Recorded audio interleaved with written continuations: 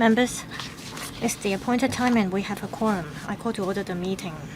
This meeting is scheduled to end at 6:30 p.m. today. If necessary, I'll extend this meeting by 15 minutes.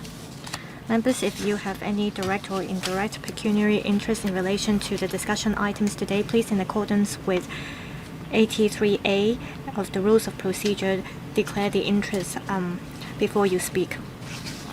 Please also bear in mind Rule 84 of the Rules of Procedures concerning voting of the items which you have direct pecuniary interest in. Agenda Item 1 FCR 2025-2638. This item seeks approval of the recommendation of the Establishment Subcommittee made at its meeting on the 9th of July 2025 on EC 2025-2610, retention of a one-time limited non-civil service position of Director, Hong Kong Talent Engage.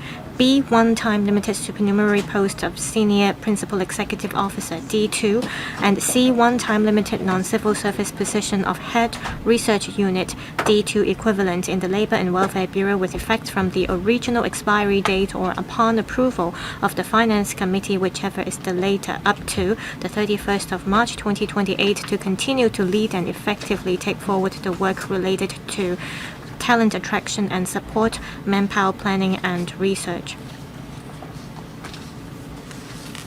According to paragraph 3A of the FC procedures, since the ESC did not recommend the paper for further discussion by this committee and no more than 3 members had jointly requested FC to discuss it further, so this committee will not have further discussion on this paper. I will now immediately put this item FCR 2025-2638 to vote. Will members in favor of this proposal please raise their hands? Thank you. Anyone against this proposal? Only Dr. Teck Chi Yun. I declare that the majority of the members present are in favor of this proposal. I declare this item approved. Agenda Item 2, FCR 2025-2639. This item seeks approval of the recommendation of the Establishment Subcommittee made at its meeting on the 9th of July 2025 on EC 2025-2611, retention of one-time limited supernumerary post of Administrative Officer Staff Grade C D2 in the Culture, Sports and Tourism Bureau for 3 years from the 1st of January 2026 up to the 31st of December 2028 to continue to head the Sports and Recreation Division 2 to deliver a number of sports-related policy initiatives. Like the previous item, the Establishment Subcommittee did not recommend further discussion by this committee. So I will now put this item FCR 2025-2639 to vote. Will members in favor of this item please raise their hands? Any members against this proposal? Only Dr. Teck Chi Yun. I believe the majority of members present are in favor of this proposal. I declare this item approved. Agenda Item 3, FCR 2025-2640. This item invites members to approve the creation of a new commitment of $10 billion under the Innovation and Technology Fund Head 111, Innovation and Technology for the implementation of the Innovation and Technology Industry-Oriented Fund. The ITIB consulted the panel on Commerce, Industry, Innovation and Technology on the 17th of December 2024 on this proposal. For this item, we have in attendance Professor Sun Dong, Secretary for Innovation, Technology and Industry, Commissioner for Innovation and Technology Mr. Ivan Lee, Assistant Commissioner for INT Ms. Winnie Chen, and Mr. Jason Fong, Investment Advisor. I now invite the Chairman of the Panel on Commerce, Industry, Innovation and Technology to brief us on the discussion result. Well, Mr. Lam is not here, so I will report to members. On the 17th of December 2024, the panel discussed this proposal to set up a $10 billion INT industry-oriented fund. Under the INT fund, members in general support the administration to submit this funding proposal to the Finance Committee for consideration. Members are concerned that the administration's impose investment requirements which might increase the investment cost and lower the returns. Members think that The administration should give the steering committee greater flexibility to decide whether to accept investment projects proposed by fund managers. Members are concerned about the criteria for selecting professional fund managers for the sub-funds. Members suggested the administration allow companies of different scales to take part in this. Also, members asked whether the administration will coordinate the fund with other investment vehicles established by the government, such as the HK Investment Corporation, to avoid duplication of investments. And the administration addressed members' concerns at the meeting. Quite a number of members have asked to speak. I will read out the lineup. Dr. Tuan Yueheng, Professor William Wong, Mr. Dennis Leung, Mr. Shanghai Long, Mr. Chen Xiu-hong, Professor Chang Meng Kong, Mr. Lam Chun Sing, Mr. Kenneth Fogg, Mr. Andrew Lam, Ms. Eunice Yong, Dr. Wendy Ho, Dr. So Chun Wing, Mr. Kingsley Wong, Mr. Sunny Tan, Mr. Michael Look, Professor Priscilla Leung, and Ms. Eunice Yong. Dr. Tan Yueheng, please. Thank you.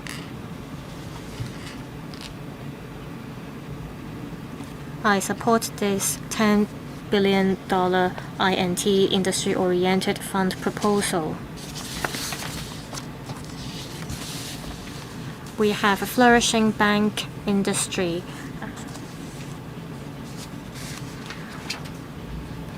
However, this is the first time we see a government-led industry-oriented fund. It helps fill the gap. While this comes pretty late, and $10 billion is not a huge sum, but this is a start for the government to set up a guidance fund. I have a couple of questions. First,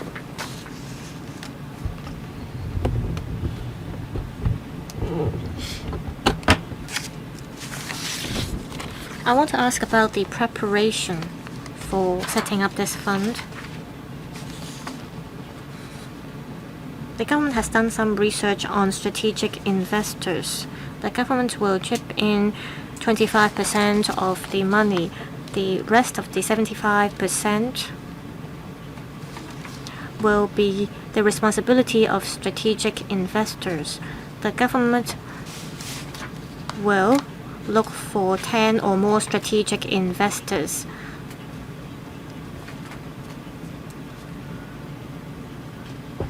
So the government is helping the future fund managers to raise funds.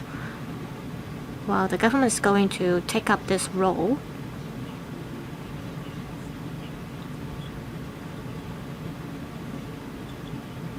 how will the future fund reflect the investment return that should be received by the government? Also, investors can choose what they want to invest in.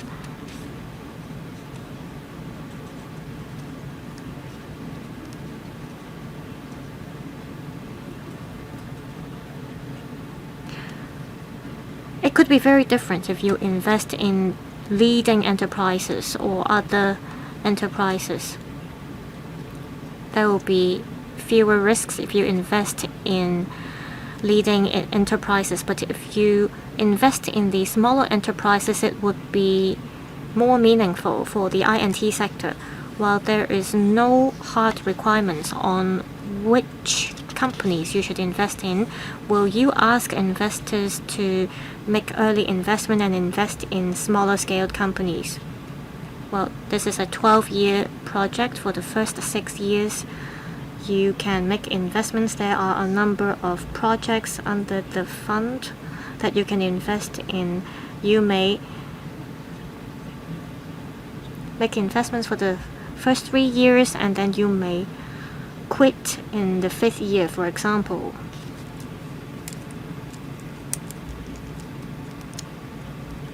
Say, for example, the government may quit the investment of a certain project, and how will the investment returns be calculated? I thank Dr. Tuan Yueheng for his support. First, on the strategic investors. This is a major character of Hong Kong. We set up this fund because we want to channel investment into the market. Our role is to set the stage.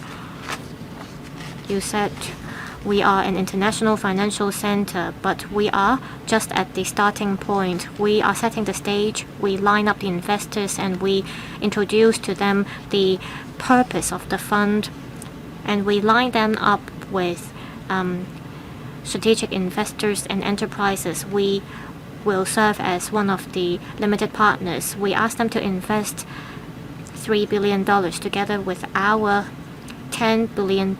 We will identify at least 10 strategic investors, and so together we will create $30 billion capital pool.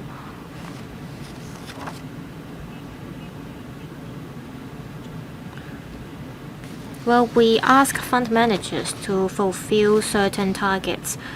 We will inject funds into the fund of funds to channel capital, and we impose requirements on fund managers. We want to make it clear.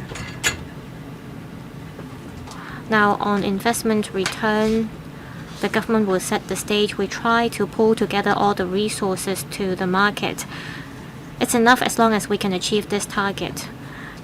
Now, on the difference between investing in smaller scale companies and leading enterprises, we want to make the INT sector vibrant. As long as we can meet this target, it doesn't matter whether you invest in smaller scale companies or giant enterprises. So even if you quit investment early and you invest in small scale companies, it does not matter. You may have to wait for some time in order to guarantee significant investment returns. All the fund managers are elites of the market. They can make professional judgment. Now, lastly, on the exit mechanism, I will ask my colleagues to supplement. Mr. Lee, thank you. As a limited partner, the government will, at the end of the term of the fund, make a calculation.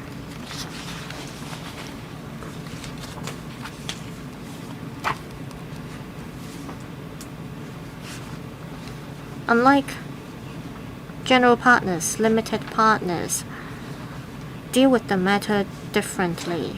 So I believe there will be a mechanism to deal with this. Professor William Wong, thank you. I very much support this INT industry-oriented fund proposal. I want to ask about the management fee. Paragraph 18, item 1 says that about fund establishment. Each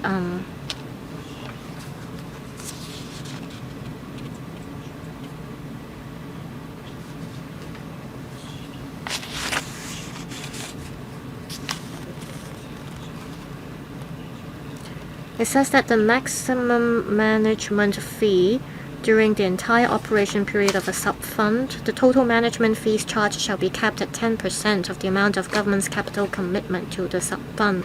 Is there any room to compress the management fee?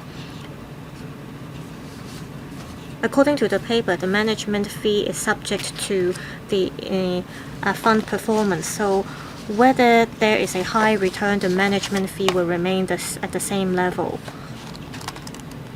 For the purpose of incentivizing fund managers to better manage the fund, will you ask that the management fee be linked to the performance of the fund? Also, according to paragraph 13 of the paper, the government has already received indication of interest of some strategic interests, and by March, some 60 expression of interest have been received. Did you receive any of the expression of interest from mainland funds? And when you set up sub-funds, will you set aside quota for mainland funds? My fourth question. Well, I very much agree with Dr. Tan Yueheng. There are different stages of investment period for enterprises. There could be startups, there could be unicorn enterprises. According to the work report 2025 of the State Council, we should support certain types of enterprises. Well, are there relevant strategies for that? I first ask Mr. Lee, the Commissioner, to address the questions. I thank Professor William Wong on the questions. Mr. Lee, please speak more closely to the mic. Regarding the management fee of the funds,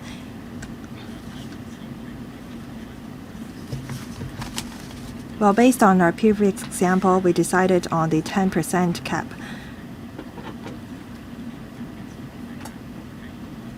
It's not based on investment commitment, but the capital commitment to the sub-fund.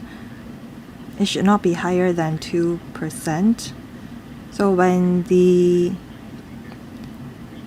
investors submit the proposals, they can set a lower management fee, and that will be one of the criteria that we consider. Professor Wong asked if we have any measures to encourage fund managers to increase their performance of the fund, and whether there is any mechanism to tie the management fees to the performance. We just follow the existing market mechanism. If the managers exceed their lowest investment return, then they enjoy the carried interest. This is a common practice in the fund management industry, and this is how we encourage the managers to maximize the investment return of the funds. Well, we received 60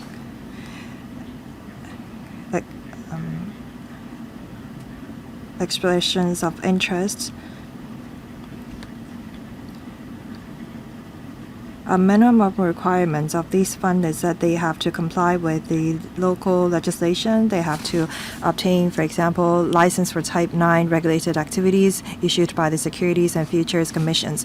We will not have regards to the background of the applicants.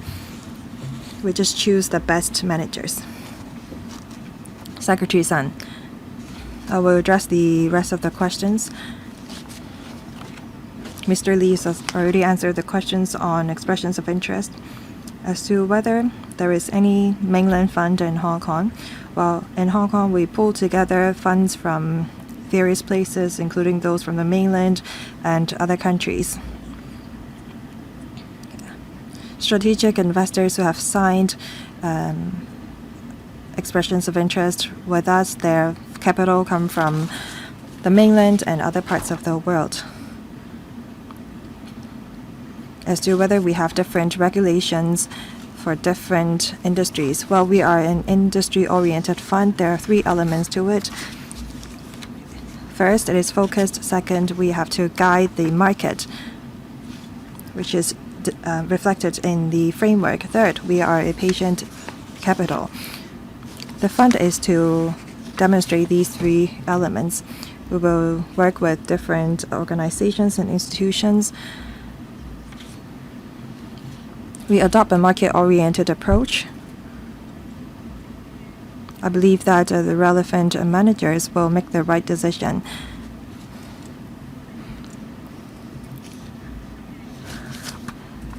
We're about to implement the Innovation and Technology Fund 2.0. We invest in various enterprises and industries. Some investors may like to invest in top-notch enterprises. Some may invest in startups. Mr. Dennis Lang, thank you. In the panel, we discussed this item, and I supported the establishment of the industry-oriented fund. I have 3 questions.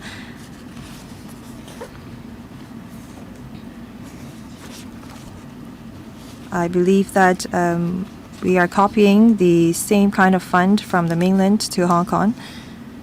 As mentioned in the paper, on the mainland we already have 2,178 government guidance funds. So how confident are we in our industry-oriented fund? Second, on management fee. Now it's set at a cap of 2%, and the management fee will be capped at 10% throughout the entire operation period. In 2023, the management fee of the MPFA scheme account for 0.18% of the total asset value. The management fee in 2024 is as low as 0.16%. There is a downward trend.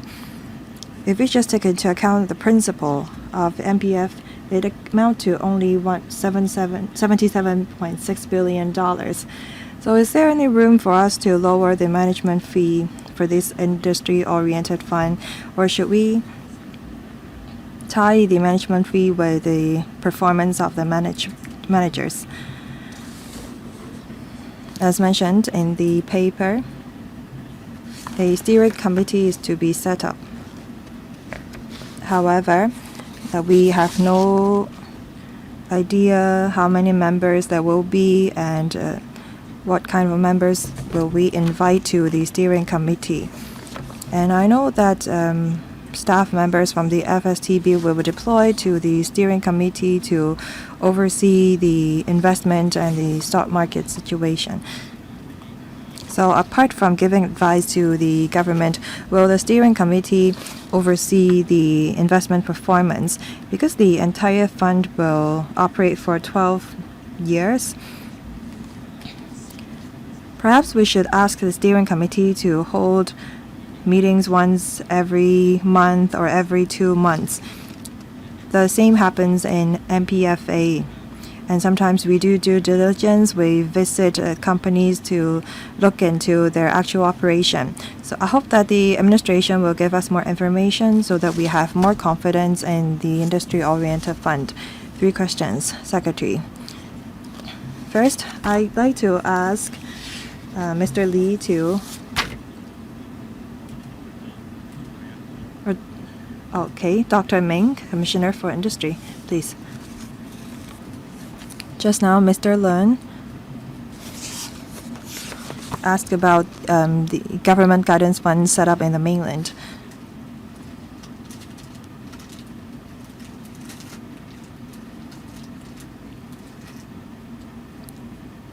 The government guidance funds has become a very important tool to drive industry and innovation. I have some figures at hand, and I can share with you now. In Jiangsu, Shanghai, Beijing, Shenzhen, Anhui, these are economies that are rather developed, and they already have government guidance funds with asset under management of about 100 billion yuan. At different levels of the countries, from provinces to cities, there are already guidance funds established to drive economic development and to attract investment and talents. Now, on the point about management, we cannot compare this industry-oriented fund with MPF scheme,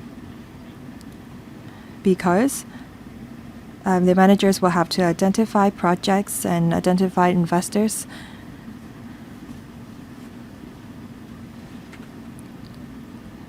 They have to monitor and control the risks of the projects.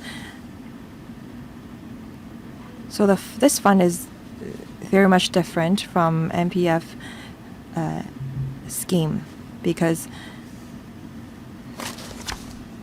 for MPF scheme, they relied on the funds of fund for investment. Now, the management fee to be charged by fund managers should not be more than 2% under the industry-oriented fund. These fund managers will have to submit tenders. If they can offer a lower management fee, maybe they are more likely to win the tender. Mr. Lee, please answer the other question. Thank you. With the approval from the Finance Committee, we are going to establish the steering committee.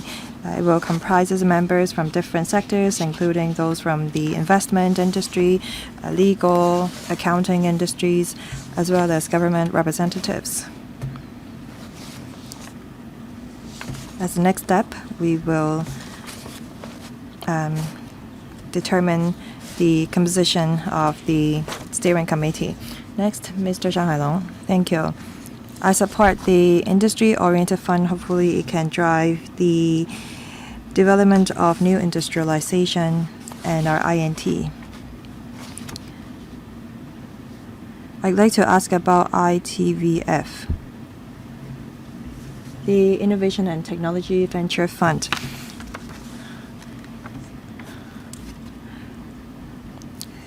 At the panel meeting, we said that this ITVF should be different from Hong Kong IC. We should not be investing in the same things. However, for ITVF, it already have $2 billion of investment. The paper on ITVF was rather similar with this one. I wonder how much the $2 billion have been spent. I hope that the ITC will answer this question. I wonder if they've only spent, say, $400 million throughout the 9 years period.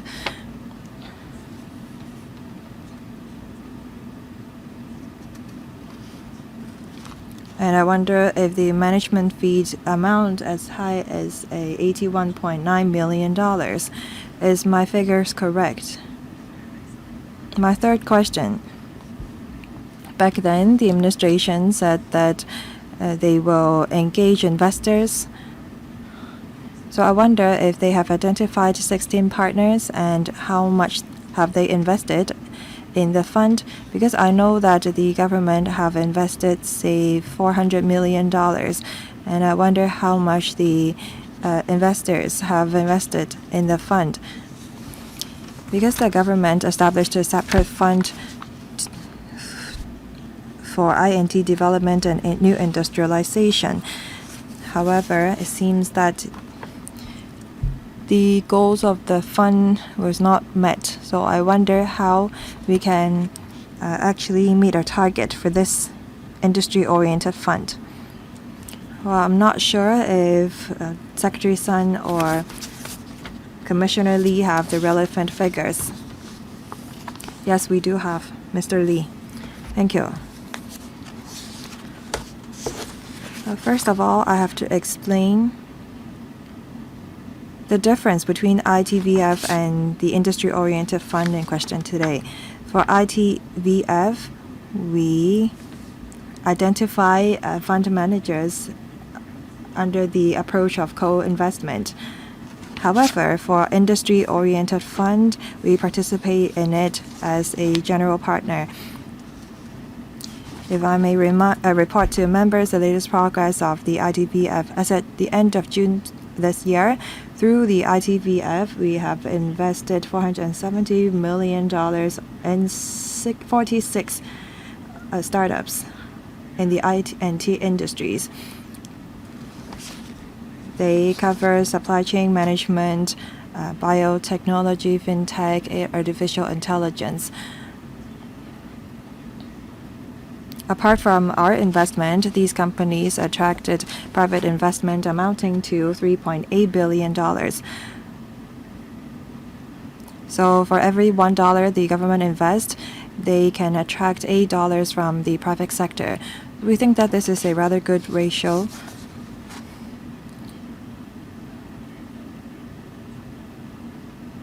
We have 20 co-investment partners. All the relevant information have been uploaded onto the website of the ITC or ITIB. Let me also talk about our secretariat.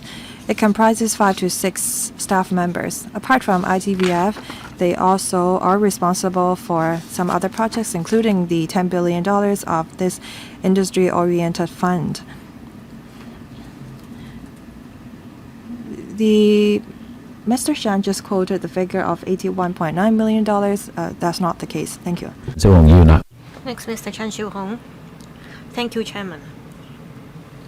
To implement the industry-oriented approach, over the past 3 years, the government rolled out a series of policy initiatives.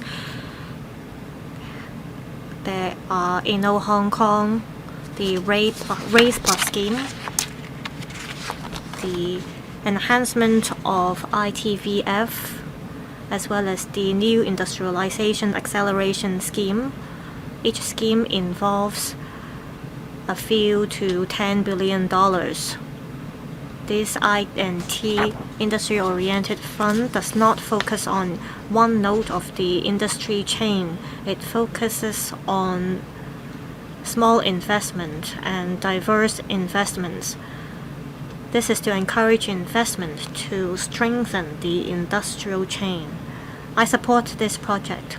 My concern is whether the government has the ability to make this scheme a success. Will it be able to successfully leverage on market forces? Once you have the rules and regulations as well as the framework ready, basically you will ask the general partner to deal with the rest of the matters. How will you ensure that the fund will achieve your target, and how will you deal with any emergency? Also,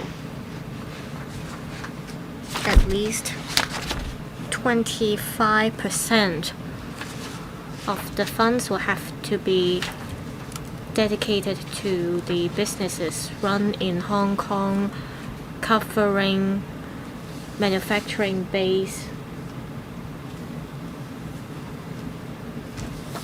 Well, originally, the percentage is set as 30% of the fund size, and based on what did you change it to 25% of the fund size to be allocated within the investment period for the establishment and operation of production?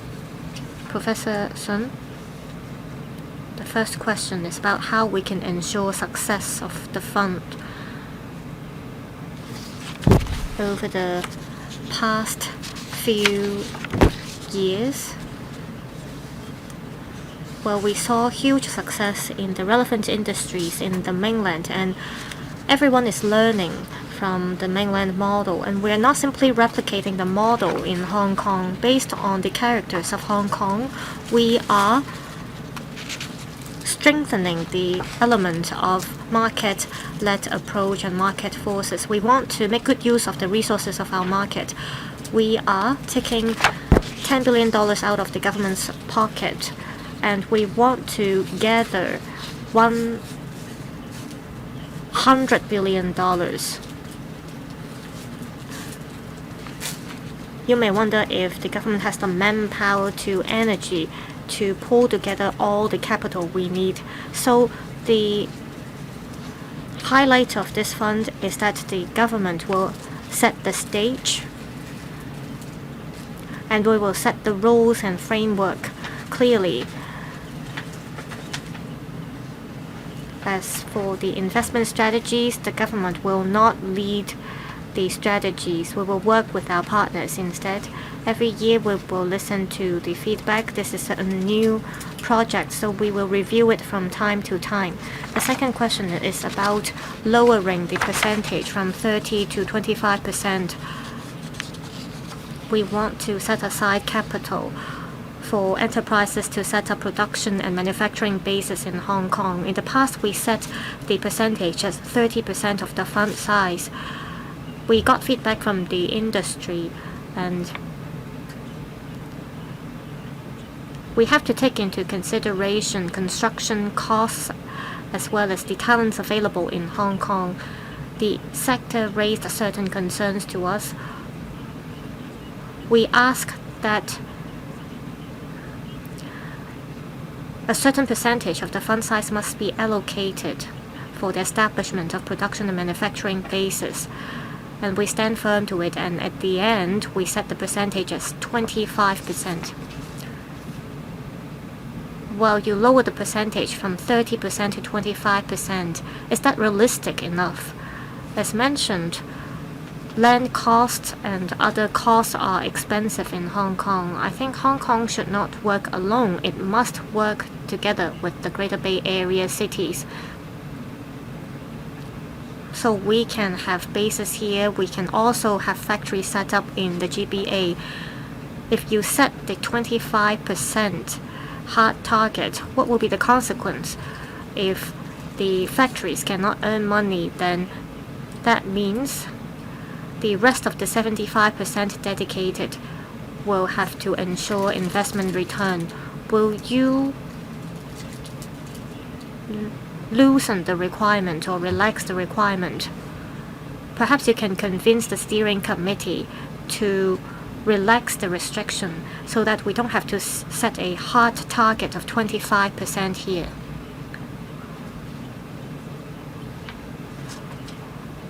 Well, our major goal is to speed up new industrialization. We don't ask the entire production to take place in Hong Kong. As long as 30% of the production takes place here is acceptable. Currently, we think that setting the fund size target as 25% is reasonable and appropriate. Professor Chow Meng Kong. We have to rely on the government, academia, the research sector, as well as the investment sector to achieve success. We want to achieve economic benefits as well as social benefits. So I support what the Secretary said. We do need real economic growth through INT. We need job opportunities, we need tax revenue and economic benefits. That's why we are setting up this fund. According to the paper, life and health technology and AI are some very popular INT areas around the world. We already have other funds dedicated to support startups.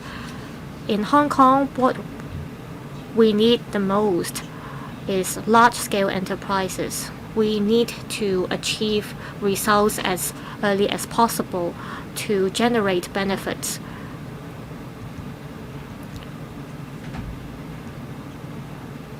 Will you, instead of focusing on these 5 thematic areas, focus on the areas that can yield the greatest benefits within the shortest period of time?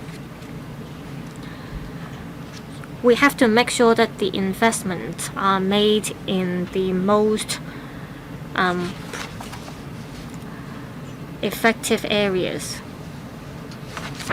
And according to the paper, you will hire people to deal with the administrative work, and what will be the cost incurred? Professor Sun, I will ask Mr. Lee to handle the second question. For the first question, I totally agree with Professor Chow Meng Kong. How can we have leading enterprises set up their operations in Hong Kong as soon as possible? This is the direction we are moving towards. The ITC is studying how we can allocate resources in a targeted manner to make sure that large-scale enterprises will set up their operations in Hong Kong. Currently, we do not have the appropriate tools to support these giant and leading enterprises.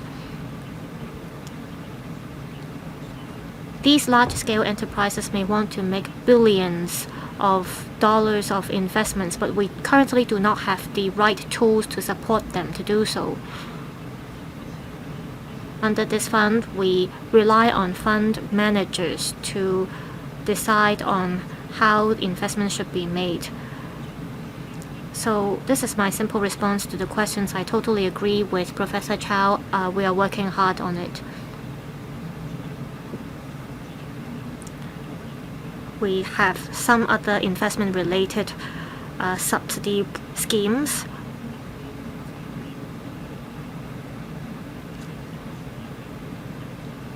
If need be, we will engage management companies with legal background or accounting background to offer us advice. So there is a mechanism in place for this. Chairman, I'd like to add a point. In some neighboring areas, some investment funds invest $20 billion in just one company, and this yields a huge effect on the tax revenue. So I have high expectations on this project. Mr. Lam Chun Sing, paragraph 17 of the paper says that the government hopes the investments can be made in the tech areas and can cover enterprises at different stages of development. However, according to the administration just now, they don't really make specific allocation in terms of what kind of businesses will see investment. Say if the investment is focused on large enterprises and that there is no fund to support the startups, that would deviate from your investment targets to invest in enterprises at different stages of development. Will the government have the power to channel capital to good enterprises at different stages of development? Well, the government is forking out a relatively small sum of money. Maybe that's why the government does not have the say. Or will the steering committee have the authority to make sure that investments are made in different types of businesses? Also, paragraph 22 of the paper says that the government reserves the right to terminate collaboration with any fund manager. Well, can you elaborate on this? Were there any previous examples you can share with us? What kind of principles will you stick to? Under what circumstances will you terminate collaboration with a fund manager? And what does the mechanism look like? Will the government make the decision on its own, or will the steering committee hold a hearing to make a decision and then pass the decision to the government? Also, will there be penalties imposed on a fund manager involved in illegal acts? Of course, the fund manager will be held legally liable if there are issues of misconduct. But what about a future collaboration with the relevant fund managers? Will you terminate collaboration? Now, you are proposing 5 thematic areas here under the fund. It looks like there is no cap on the investment amount or applicants. If there are too many applicants, will there be few resources allocated to each applicant, or will you rather focus your resources on supporting some the more promising projects? Mr. Lee will give a consolidated reply first. Thank you.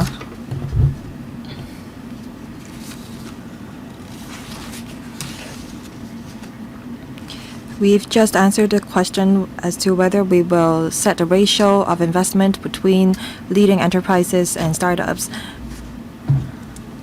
We believe that professional fund managers will, from the perspective of risk management, invest the funds into different companies at different stages so that they can achieve the best balance.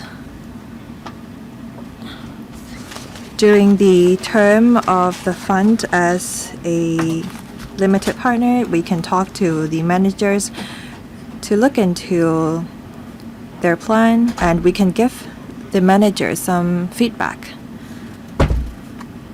We think that this flexible approach is more appropriate. Mr. Lam asked about under what circumstances we will terminate the collaboration with fund manager. We have set out some conditions in the paper. After we have identified the fund managers, we're going to sign a limited partnership contract with them. And the conditions set out in the paper will be included in the agreements. I think that all managers will act in accordance to it.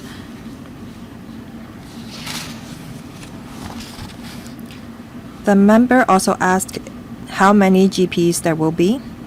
Our initial idea is that one or more fund managers will be assigned to each and every investment sectors. We hope that there will be some competition. As for the exact numbers of GPs to be assigned to each sectors, we'll have to see how many applications we receive. Mr. Kenneth Falk. Thank you, Chairman. Perhaps I will use a Putonghua to put my questions. As a member, I fully support this project. We have a capable government and an efficient market.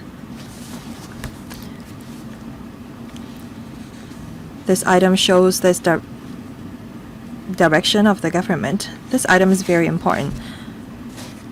Some members said that this fund is a pilot one. After we have this fund, we can use the same model to support other industries.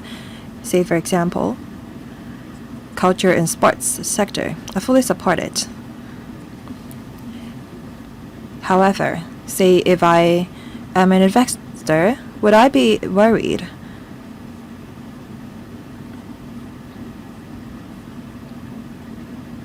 I understand that the Secretary wants to drive the development of these industries and sectors by having this industry-oriented fund.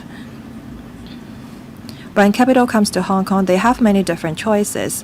However, there are so many conditions set out in the paper. Will that be too restrictive?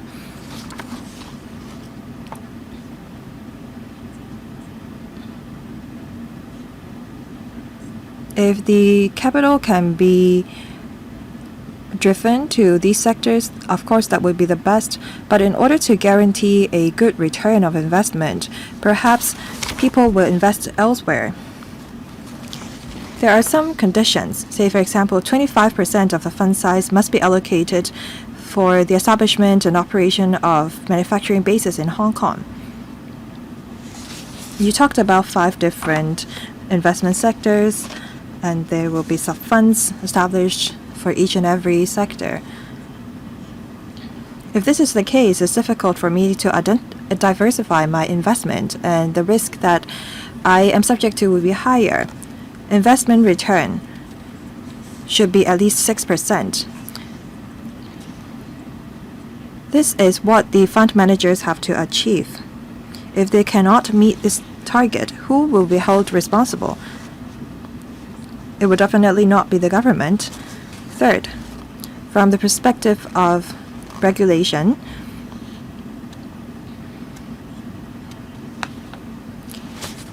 it is said that the steering committee will monitor the fund managers. What does it mean?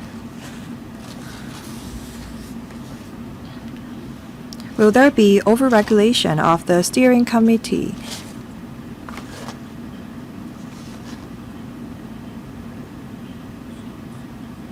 Will the steering committee have the final say? As an investor, I will have these questions. What's good is that there are already 10 managers who are interested to become strategic investors of the ITIF. Is there any ways for us to further alleviate their worries? 3 different questions. How can we alleviate the worries of the investors? Secretary. Let me give a consolidated reply. I thank Mr. Falk for his support.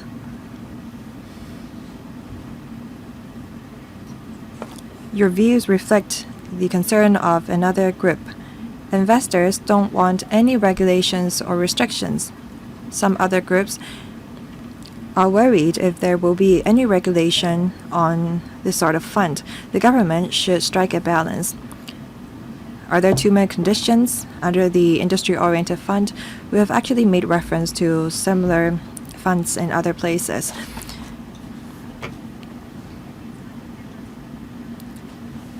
The industry-oriented fund is to drive the development of the 5 sectors. We have to keep these enterprises in Hong Kong. That's why the 25% threshold been set.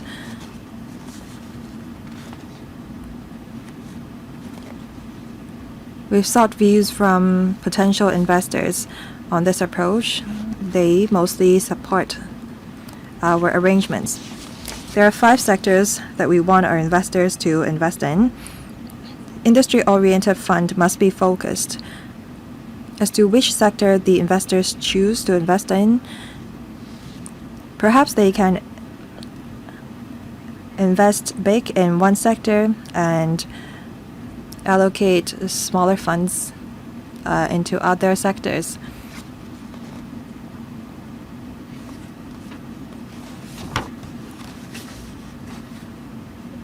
Very rarely does the market ask the fund managers to achieve an investment return lower than 6%. So we are already very lenient. Regarding market monitoring, I think that I've already answered the question. Our role is not as significant. We just participate in the fund as a general partner. There are 10 strategic investors that have expressed intent to become strategic partners or investors. We have limited partners, general partners. So as the commissioner said, there will be at least one sub-fund established under sector to be managed by different fund managers.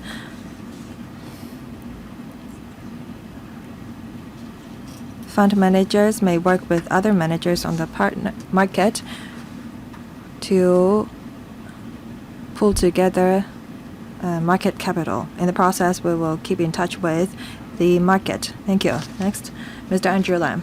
Thank you, Chairman. $10 billion in the investment sector is not a lot of money. We drive the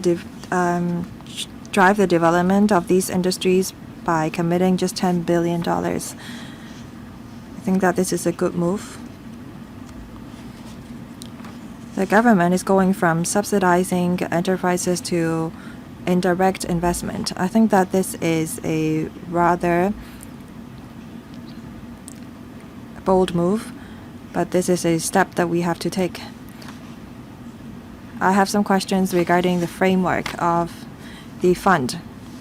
There is bound to be risk involved in investment of any form.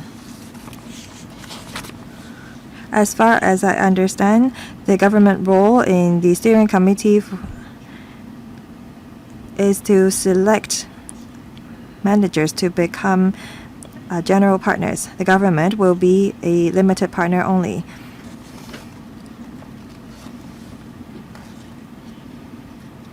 Given the role the government play,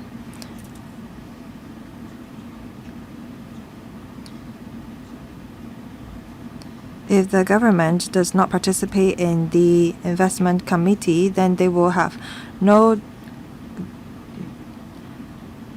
involvement in the investment. I support that.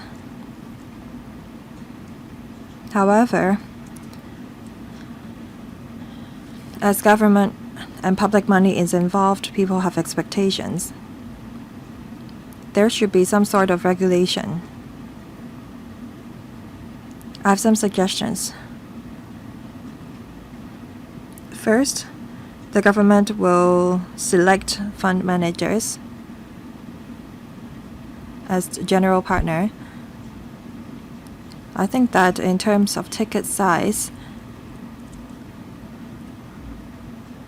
and an anchor limited partner,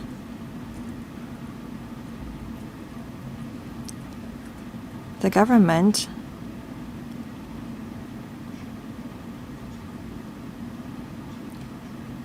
should play a role.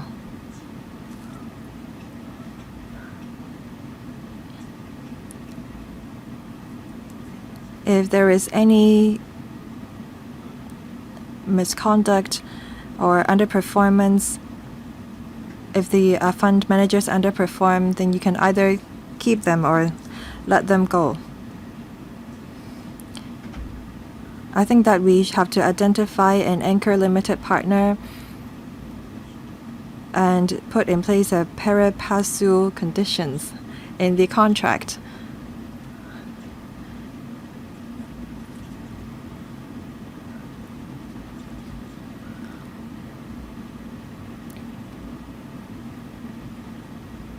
Because I believe that the anchor limited partner and the strategic investors will have ways to deal with any poor performance or investment return.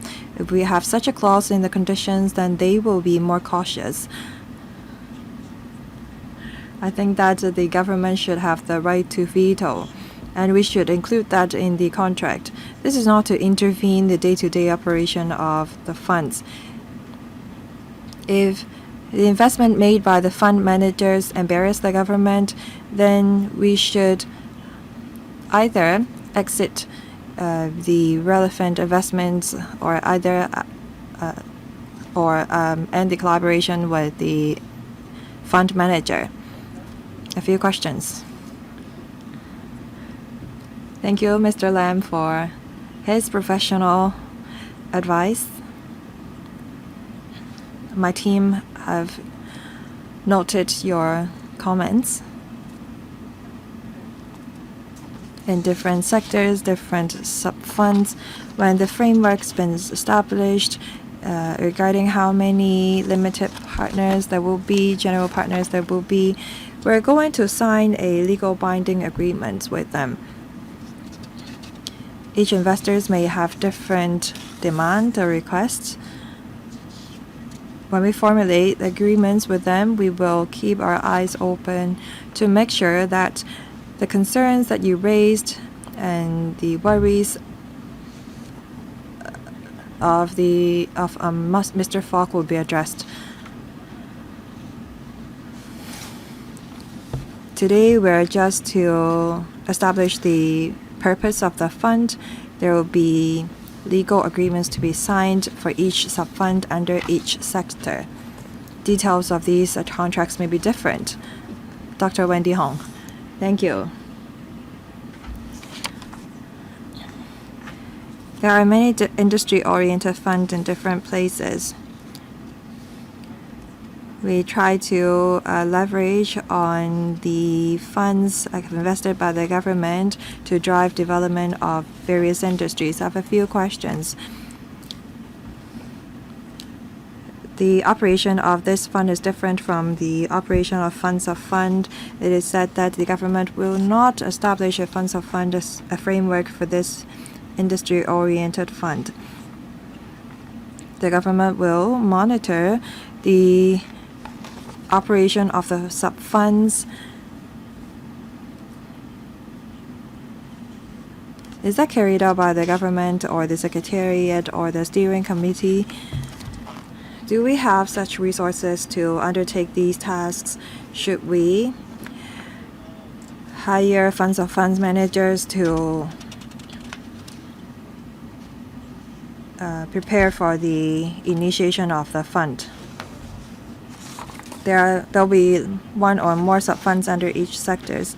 I wonder if these sub-funds are limited to one sector, or can one sub-fund cover different sectors?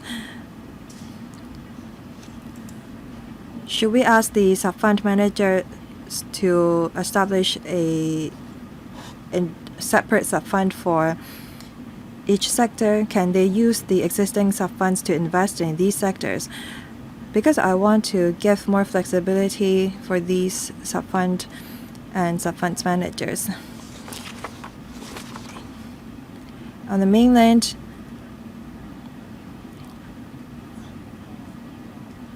if the investment return threshold is met,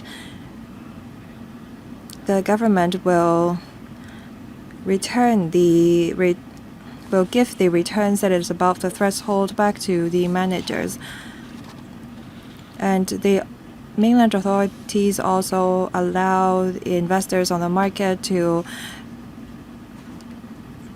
purchase the government's shares in this fund.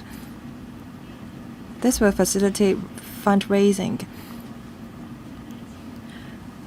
There is also a mechanism to allow early exit of the government. I wonder if such arrangement is in place. A number of questions about the monitoring of sub-funds as well as the autonomy-related issues.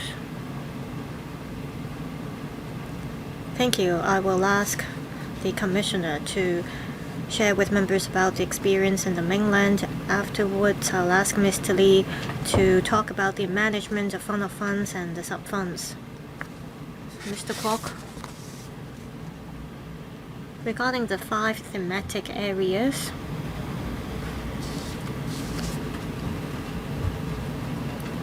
we stick to the development blueprint in terms of the direction. We cannot set an area that is too narrow because we want to give full play for the market to play its role.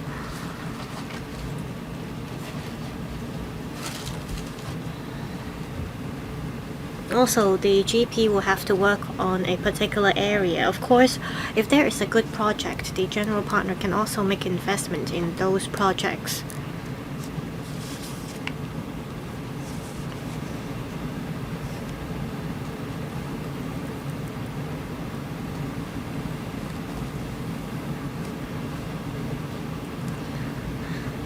As for the investment returns, we have heard members' views. In the mainland, there are relevant measures mentioned by the member, but in Hong Kong, this is our first time taking forward this kind of project. And we have to tread cautiously. We currently has no plan to set up a similar mechanism, but we will actively consider it. Commissioner for Innovation and Technology. Let me try to address Dr. Hung's questions. Well, we leverage on the market forces to make the investment decisions. The government will not directly take part in the decision. However, we ask that the fund managers to submit reports to limited partners, and we will pass the reports to the steering committee for reference. We won't rule out the possibility of inviting fund managers to talk to the steering committee about their future plans every year. On the other hand, we may take part in an advisory committee for limited partners so that together with other limited partners we can monitor the operation of the fund. On one hand, we want to step up monitoring. On the other hand, with excessive monitoring, there might be problems.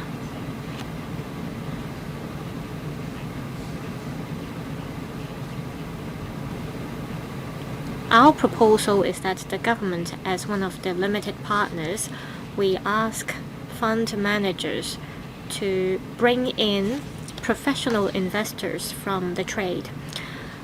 The government is concerned whether the funds will be able to meet different performance targets. I believe other limited partners as well, they will monitor the work of the fund managers.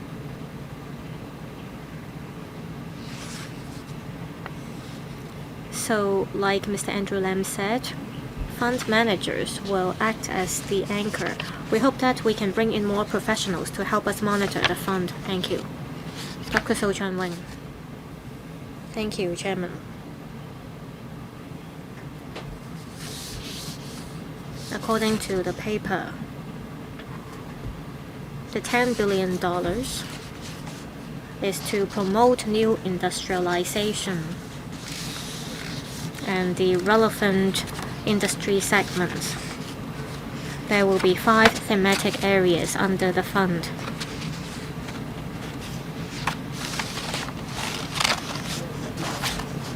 I believe Professor Sun did not forget that he is the Secretary for Innovation technology and industry. First, I want to say that this is a very good attempt. However, I do have a couple of questions. Now, according to the paper, at least 50% of the fund size must be invested in Hong Kong enterprises. How come it's 50%, not 100%? Secondly,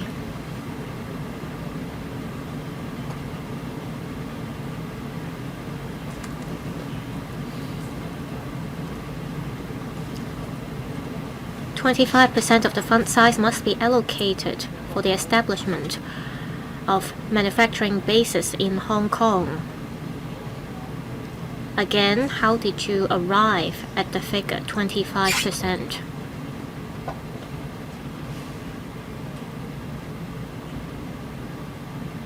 Just now, the commissioner said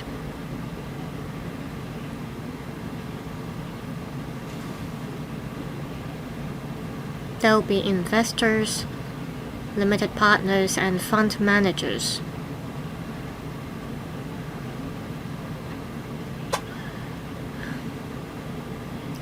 You will pack the investment in turn with the performance of the funds. If fund managers are to devote 2% of the invested capital in it, I believe fund managers will care about whether they can generate return.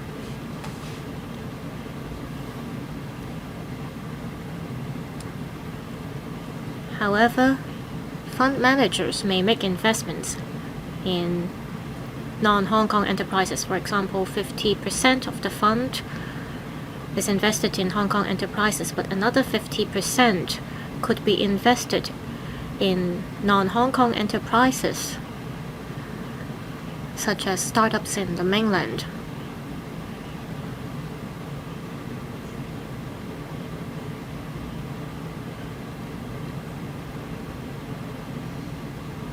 Also, this is not a government-led project, and for this reason,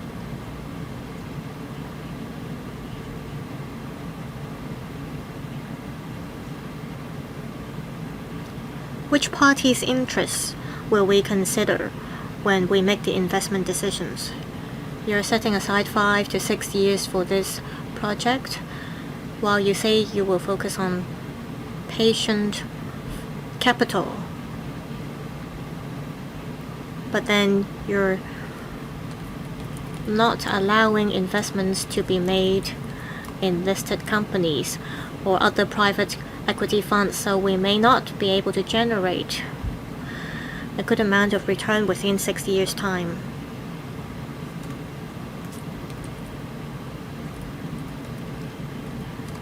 Now, under certain circumstances, you will terminate collaboration with fund managers. I don't know how you came up with this mechanism.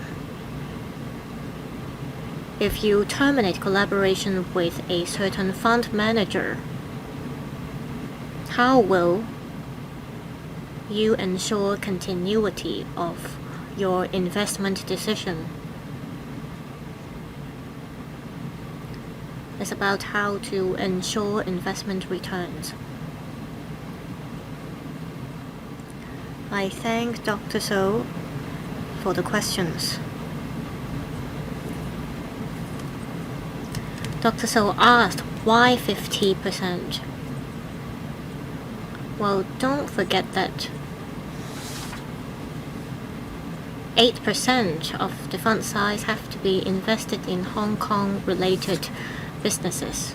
Over the past 20 years, we have allowed 50% of the fund size to be invested in Hong Kong enterprises.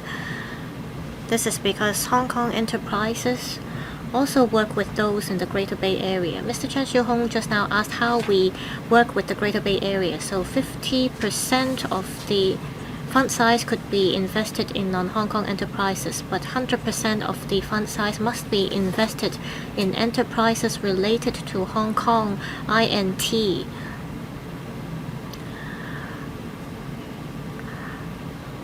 It's okay if 70% of the fund size is invested in non-Hong Kong enterprises, but only under the condition that 100% of the fund size is invested in enterprises related to the Hong Kong INT sector. We hope that within 12 years' time, we'll be able to see the conclusion of an investment period of 5 to 6 years, and that will give us 5 to 6 years' time to exit the scheme. In the coming few years, we will see rapid development. We will be able to seize opportunities arising from the mainland. So that's how we came up with the fund term.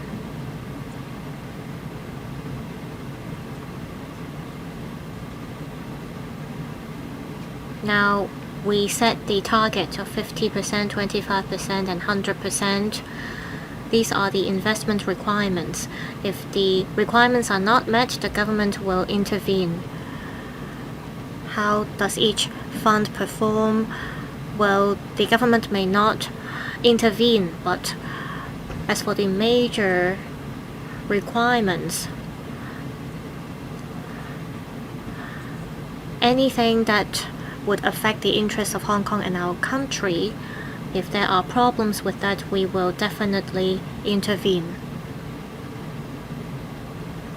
Just now, member asked about the right to veto. We'll definitely have one veto vote at least. Next, Mr. Kingsley Wong. Thank you, Chairman. I speak in support of this funding proposal.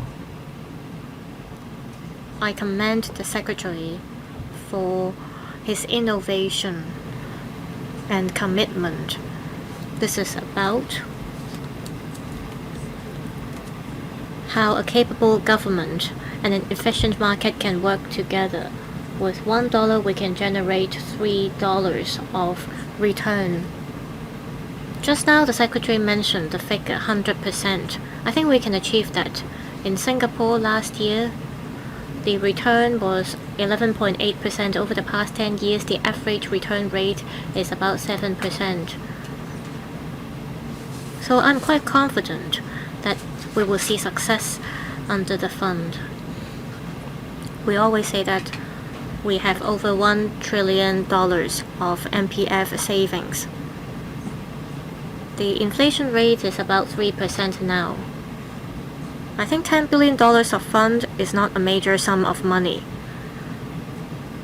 Will you, on the basis of fund, after you've accumulated a few years of experience under the fund,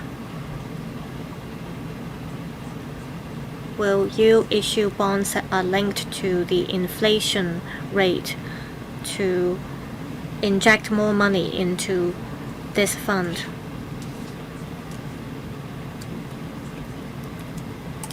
If you issue inflation-linked bonds, the return rate may be about 3%.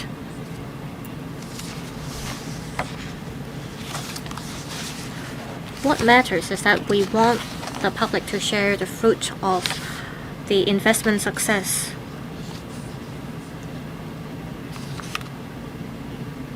It seems like there is a lack of funds that guarantee stable returns on the market. So can the Secretary think about how we can make use of resources available in the community to expand the size of this fund? On one hand, we can drive the development of the industry. At the same time, we can enable members of the public to share the fruit of the success. Secretary, I thank Mr. Wong for the suggestions. This is just our first step.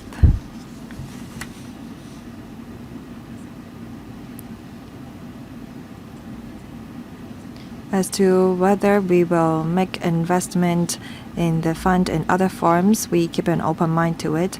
We want high quality development, and we need more measures for that. We hope that we will have the support of Mr. Wong and the general members of the public. We will look into your suggestions. Thank you. Next, Mr. Luk Chung Hong. Thank you.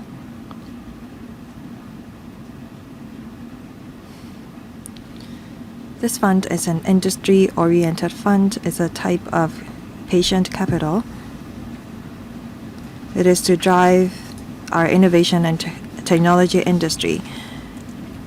The investment attractive should be on the basis of 1, 2, 3, amounting to $40 billion. We have similar funds on the mainland, where after the mainland government invested in the funds, the government exit the funds when a certain level of return is achieved. Do we have a similar exit mechanism? Because if the government does not pull out from the fund, then there is no actual profit. All they can get is dividends. Having an exit mechanism does not mean that the government is not confident in the fund. Second, is there any way for members of the public to participate? The $30 billion will come from strategic or institutional investors. Will individual investors be able to invest in the fund? The units or board size of the venture funds is rather substantial. Some friends ask me if I'm interested, but the minimum investment threshold is in the 7 digits. So is there any ways for regular members of the public to take part in the fund? A few questions. Who will take the question? Secretary? I will ask the commissioner to take the question. Thank you. As for exit mechanism, we design it based on the market operation. The investment period may be 6 years. But as to when we should exit the fund, we respect the decision to be made by the fund manager.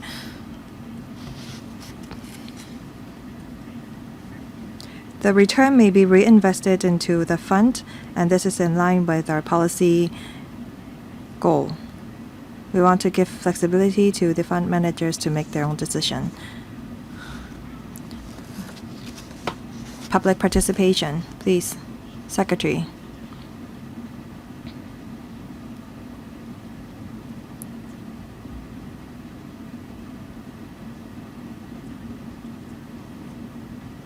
Members of the public may participate in this in various forms. Enterprises may invite investment from the members of the public if they have good projects.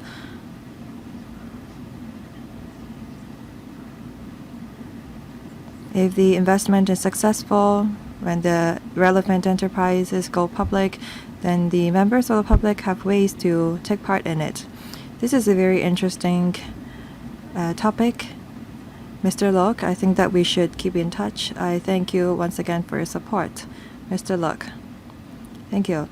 Of course, if the enterprise goes public, then people can purchase the relevant shares. However, people don't know which companies to choose on the stock market.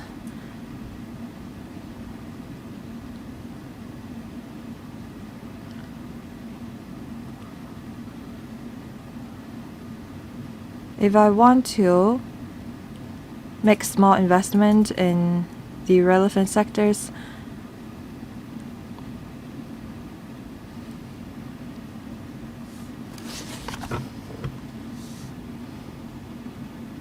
I think that it would be the best if I can invest in the industry-oriented fund.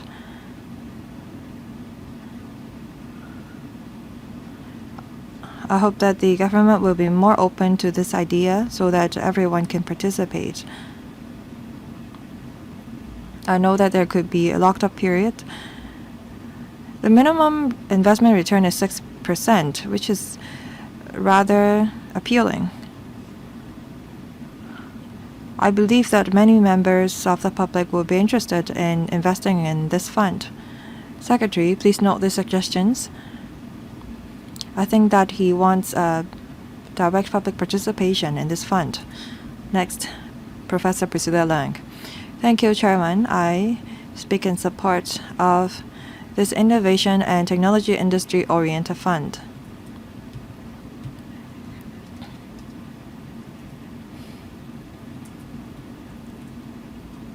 My question has to do with the one put just now. We talked about a collaboration among the government, industry, academic research, and investment sectors. I do think that we have to invest in the future.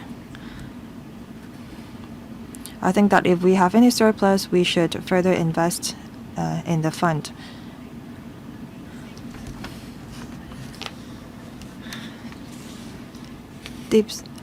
Tencent and Alibaba missed out on DeepSeek, and angel funds in Hong Kong also missed out on Ma Yun. So investment funds missed out on many potential projects and companies.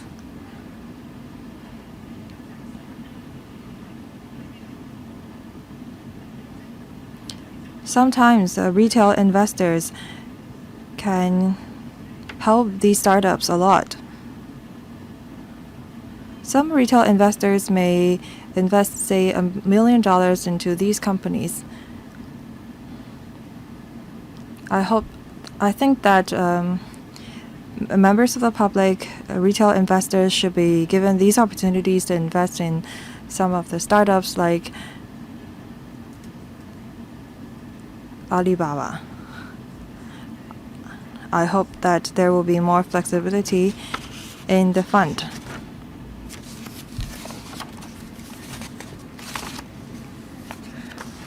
Investment sectors include life and health technology, AI robotics, semiconductors and smart devices, digitalization, upgrading, and transformation. What does it include?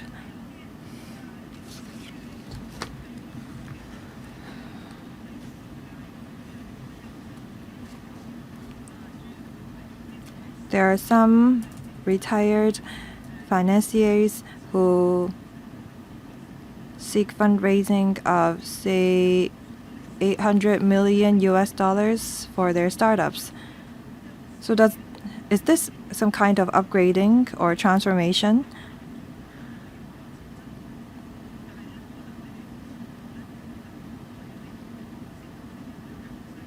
Some industries may come out of trend, and some investors may be interested in investing in them to upgrade them and transform them. Professor Sachs, a famous economist, came to Hong Kong yesterday. He delivered a 1-hour sharing. Most of it is about how Hong Kong should become a green financial center of the world.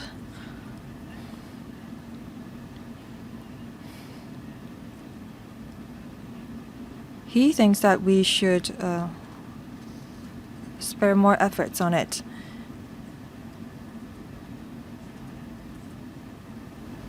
He also thinks that our progress on digitalization is rather slow. Digital economy, digital yuan should progress faster. He is of a view that we are lagging behind. Elon Musk thought of SpaceX in the 90s. That used to be his dream, and he realized it. Will this type of ideas be screened out by your fund managers? Secretary. Thank you, Professor Leung. And the chairman, I will give a consolidated reply. This fund is an industry-oriented fund. We are to build a vibrant industry ecosystem in Hong Kong. This is different from regular enterprises upgrading and transforming themselves through digitalization. We will look into the investment return of the enterprises, what it impacts on the employment market in Hong Kong. Professional fund managers will make their professional judgment as to what companies to invest in. On the point about upgrading and transformation, well, the SAR government have rolled out many measures to achieve this goal.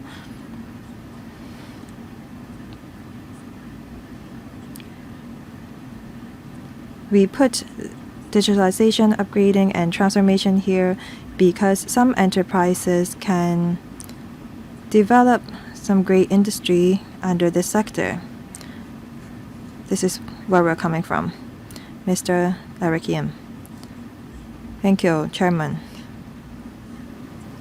I support the establishment of this innovation and technology industry-oriented fund because we can learn from some similar examples on the mainland. I have two questions. First,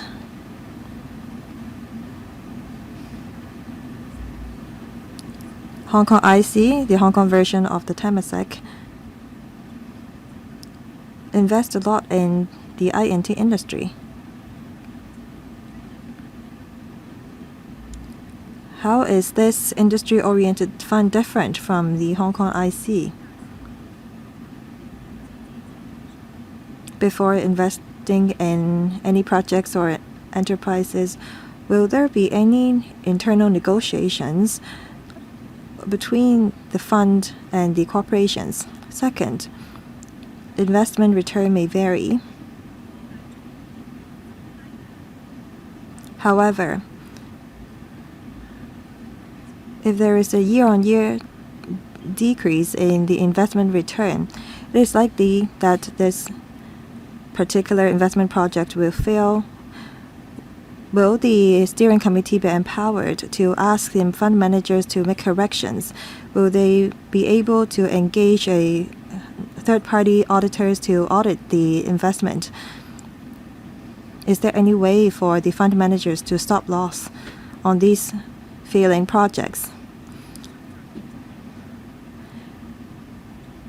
If the fund managers do not fulfill their obligations as the largest LP, will the government be able to retrieve the loss? Thank you. On the participation of Hong Kong IC and exit mechanism, veto rights. Some members have put similar questions before. Thank you. Thank you, Mr. Yim. Thank you, Chairman.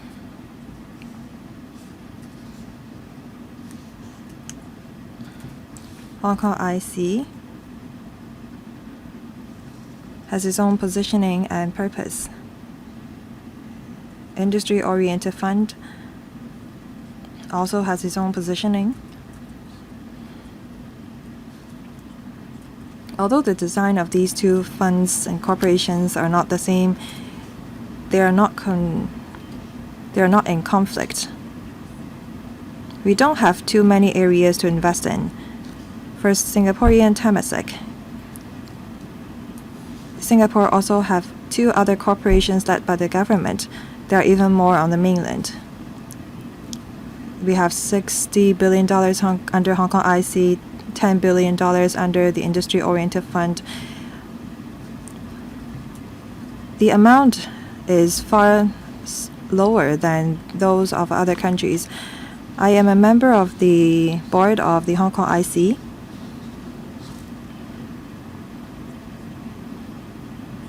As to whether there is any internal communication between the corporation and the fund, well, I believe that the corporation and the fund have their own respective management framework.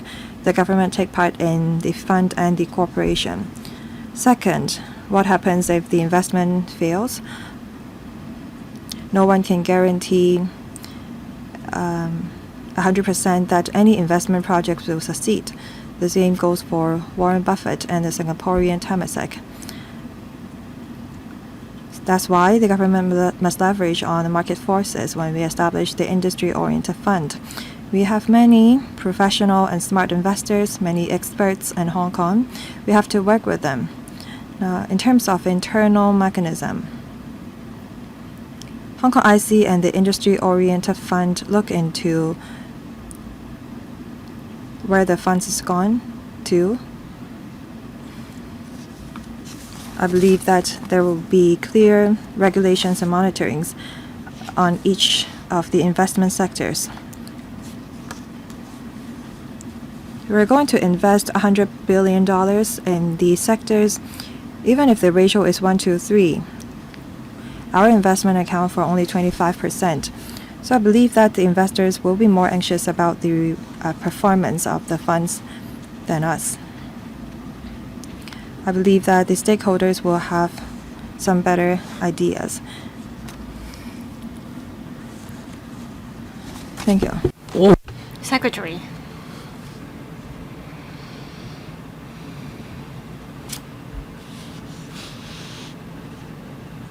Do you mean whether one enterprise can have the investment of a few funds?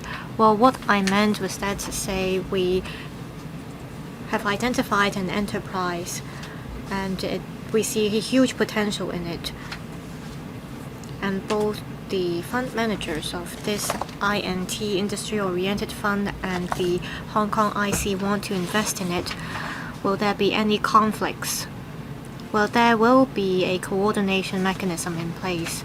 Our investment requirements are quite tough. 25% of the fund sites will have to be allocated to enterprises for the establishment of manufacturing bases in Hong Kong. Professor Kennedy Wong, I've talked to the ITC and the ITIB. I very much support this INT industry-oriented fund.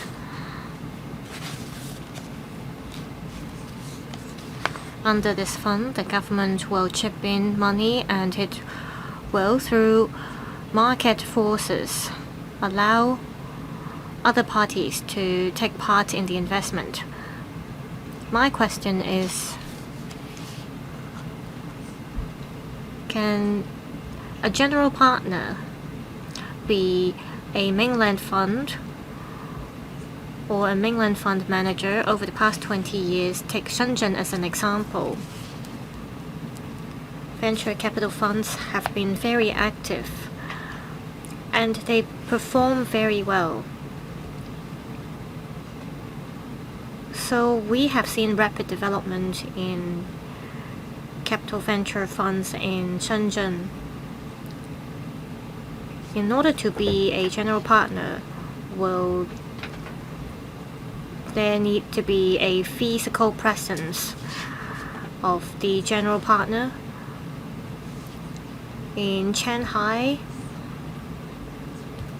some 30 measures were announced for private equity funds, so some of the money from the private equity funds from the mainland can be channeled to Hong Kong. Of course, the details of the relevant measures have not been announced. I recently talked to the Shanghai authority and they told me they are still in talks with the State Council. Will you talk to the authority in the Greater Bay Area? Some strategic partners have signed agreements with each other. Will you make use of the relevant arrangements or mechanisms in the mainland to have money channeled from the mainland to Hong Kong so that we can expand the capital pool here? Will you have mainlanders serve as fund managers under the INT industry-oriented fund? Secretary. Certainly, the mainland has been performing very well in this regard over the past few years, and we are only at our starting point in Hong Kong, so there are a lot of industry-oriented funds in the mainland. Enterprises that will serve as strategic partners, a lot of them can be from the mainland. There will be different channels for funds from the mainland to be directed to Hong Kong. The SAR government is currently working with the mainland authorities We want to adopt a consistent approach for enterprises that are willing to take part in the investments under the fund. We will give them special arrangements. As for requirements for general partners, we ask that fund managers must hold a license for Type 9 regulated activity, because we focus on local investments under the fund. We've talked to investors from the mainland. Most of them told us that they see no problem with this. If they manage to hold a license for Type 9 regulated activity, they will become more familiar with the Hong Kong market. So this requirement is imposed based on our discussion with them. We don't want to deter investors from joining the fund. As long as there could be a representative from an enterprise that can take part in it, that would be acceptable. Well, how about the arrangements for private equity funds in Shanghai? We hope that through the arrangement, we can have funds channeled to Hong Kong. Please talk to the higher authorities in the Greater Bay Area. We have always wanted funds and capital from the Greater Bay Area to be directed to Hong Kong. We have high hopes for that. However, there are details to be sorted out. We have to work with the mainland authorities. We also have to talk to local leaders. Well, around the world, different places have been trying to attract businesses and capital like us. Mr. Tony Che. Chairman, I support the INT development in Hong Kong. So over the past years, I've been supporting this kind of funding proposal from the administration. I, together with members of the public, would like to see the fund yield achievements and returns. I hope the administration will work hard. Now, I support this kind of guidance fund. A number of members have already raised the relevant questions. For example, members asked about the background of the future fund managers and how will fund managers respect the operation of the market, and at the same time, we have to monitor the performance of the funds. Paragraph 16 says the government supports qualified fund managers to match with investors in the market.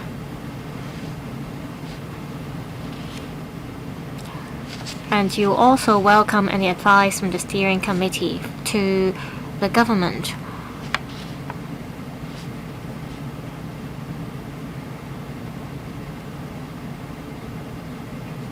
Well, what if there are diverse views among different parties concerning the investments? How will the government deal with it?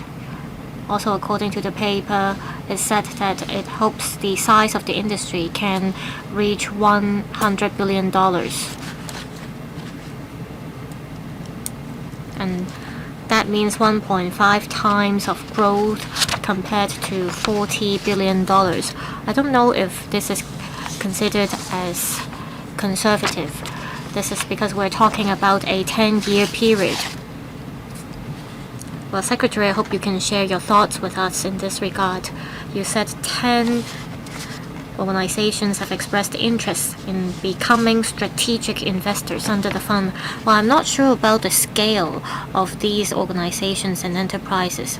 You hope that we can reach the goal of $100 billion 10 years later. Is this considered as conservative? Secretary, I thank Mr. Tony Che for the support. A ratio of 1 to 3 from $10 billion, it will expand to $40 billion. We need at least 10 strategic investors. For the fund of funds, and then for each sub-fund, we will reach a basic scale.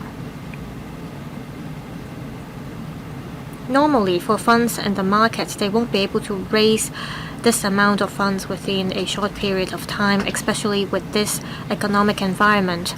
I believe fund managers in future will be able to identify the capital they need. This is because we already have the base amount ready.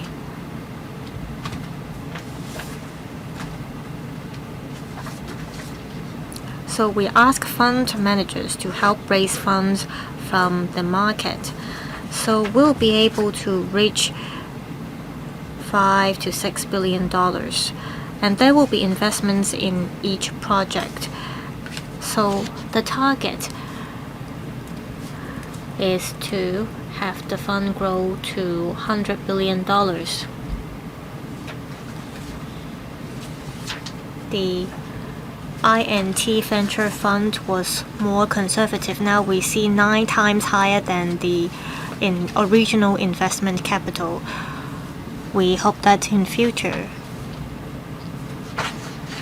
we'll see rapid developments in Hong Kong, and we hope to reach the target to grow the industry investment size to $100 billion. Now before the members speak, well, I ask members to press the request to speak button if you want to speak for the second round. Next, Ms. Eunice Yong. I support this INT industry-oriented fund because this is industry-led and it's going to deepen the collaboration between the government, the industry, academia, and the investment sectors. In the mainland, there are 2,178 guidance funds involving an amount of 1.284 trillion RMB, and the fund grew to the size of 7.7 RMB. And I think the thematic areas that we are going to focus on are appropriate. And one of the thematic areas is AI. We will set up an AI institute in Hong Kong. So I hope this will help drive the AI industry in Hong Kong. I have a couple of questions. We have had different INT funds, including the Raise Plus scheme, which is mentioned in the paper as well. The Audit Commission commented on the operation of the fund in the past. Now, it's hard for us to gauge the success and quantify the success of this kind of funds. How will you attract fund or capital to grow the fund and to drive job opportunities? And how will you calculate the investment return to enhance transparency? How will you allow the public to participate in the investment so that they know what kind of products the fund consists of? Also, I looked at the Raise Plus scheme as well as the New Industrialization Acceleration scheme. Both of these schemes involves a fund of $10 billion. So what was the investment return under these two schemes?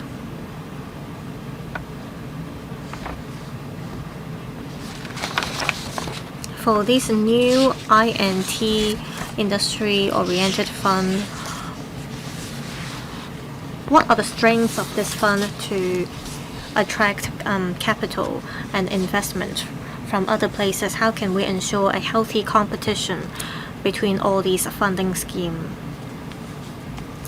So Ms. Eunice Yong asked about the investment return as well as the performance of this fund compared to the other funds. Secretary. I will give a simple reply and then Mr. Lee elaborate. The Raise Plus and the New Industrialization Acceleration schemes are subsidy schemes. This industry-oriented fund is a form of investment. We need to guarantee some level of return. We want to build industries in Hong Kong over the long run. We will increase tax revenue, job opportunities for the government, and boost our GDP under this industry-oriented fund. I will ask Mr. Lee to briefly talk about the Rate Plus scheme that you asked about. Thank you. Regarding the other projects under the ITF, including the Raise Plus scheme and the New Industrialization Acceleration scheme, they are subsidy schemes. We want to encourage tertiary institutions to commercialize their R&D outcomes, and we want also plans to build new or advanced technology plants here. Under the ITF, we established a ITVF in 2017. Its nature is more similar to this fund. I've covered that just now. As at the end of June this year, we have invested $470 million in 47 startups in Hong Kong under the ITVF in different fields. At the same time, we attracted $3.8 billion of private investment. So the investment ratio between the government and the private sector is 1:8. We have not exited the fund, so we cannot tell you the actual investment return. What we can say is that the government funds has helped the growth of some startups. If members would like to put questions, please come down to this room to press your button. If not, after the remaining members have spoken, I will put this item to a vote. Mrs. Regina Ip, thank you. I support the fund. The government does need to invest in the industry in order for us to promote it. $10 billion is not a great sum, but it's some investment. I have some questions. What does it mean by future and sustainable development under your investment sectors? It could be green tech, it could be climate change, it could be sustainable development of the space. What does future entail? Secretary. Thank you. Mrs. Yip.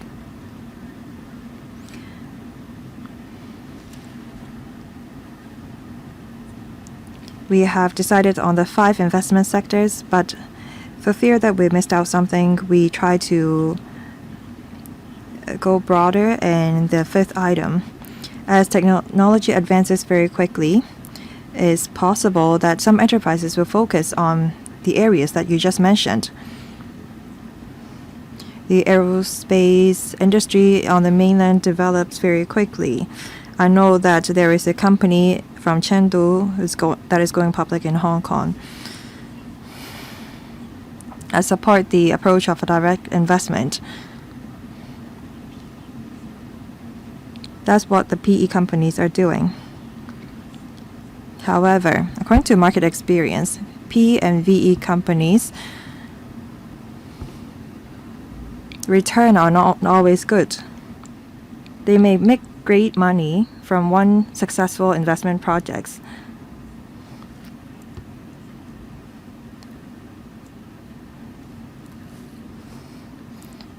Many of their investment projects fail. They would deem their investment successful if they have just 1 or 2 blockbuster projects. I wonder if the administration will report to this council on a regular basis regarding the performance of the fund. Secretary. Our fund is different from the investment made by PE and VC. The purpose of the fund is to drive the development of local industries.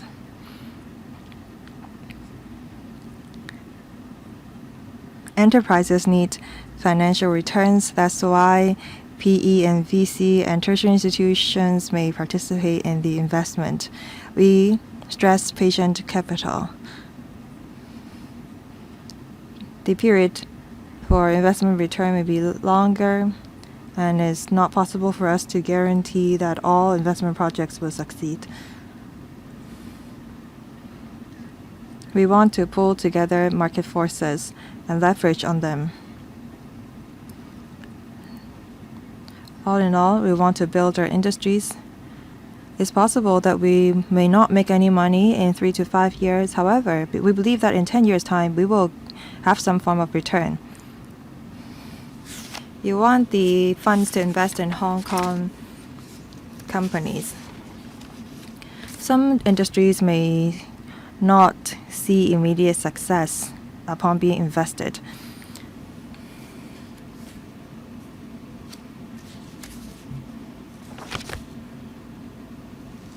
So how can you make sure that there is a 6% return?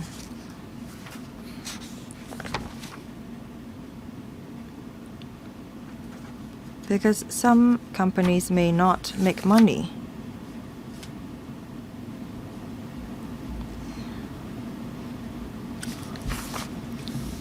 Regarding a hurdle rate, the hurdle rate of the market is usually 8%. As we are an industry-oriented fund, we set our threshold lower at 6%. Our investment is made over the long-term development of our industry, so we should act in accordance with market rules. The reason why we stress the collaboration between the government and the market is because we cannot rely on the government alone. We must leverage on market forces. This 6% of hurdle rate on a compound basis is based on the market rate. NVIDIA shares did not soar until they have gone public for quite a long time. So I hope that you will come back and make a report to us in 1 to 2 years. Mrs. Regina Ip asked if you will make a regular report to us. Yes, we will definitely do so. We will come back and make a report to the Legislative Council. Mr. Tan Kan Chiu, thank you. I have to declare interest. I am the founding member and a shareholder of a venture capital company. I have no questions. I have some comments. I think that some members have some misunderstanding regarding the fund. There are two types of parties under the fund. One, investors. They may be in enterprises that are optimistic about the future of Hong Kong. That's why they invest in INT enterprises. Below them, we are going to have GP, fund managers. We want to attract these two parties to Hong Kong. Their targets, their KPI, and their target of investment return may be different. Regarding venture capitalists that are fund managers, many people don't understand what VC do. VC screens out funds to identify the best team to invest in. The risk appetite of these VC is higher. They may expect 9 out of 10 projects to fail. However, we hope that the remaining one will be a unicorn that changed the world. We are not going to invest in Gazelle Company. We identify companies that have potential to become unicorn. We don't recommend retail investors to invest in these companies. Even in other countries, they only allow professional investors to invest in them. If these enterprises go public, then retail investors can participate. What we want is to attract VCs to come to Hong Kong under the fund, because these fund managers will bring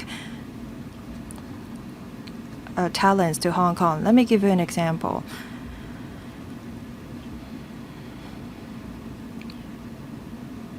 Silicon Valley have the largest group of entrepreneurs.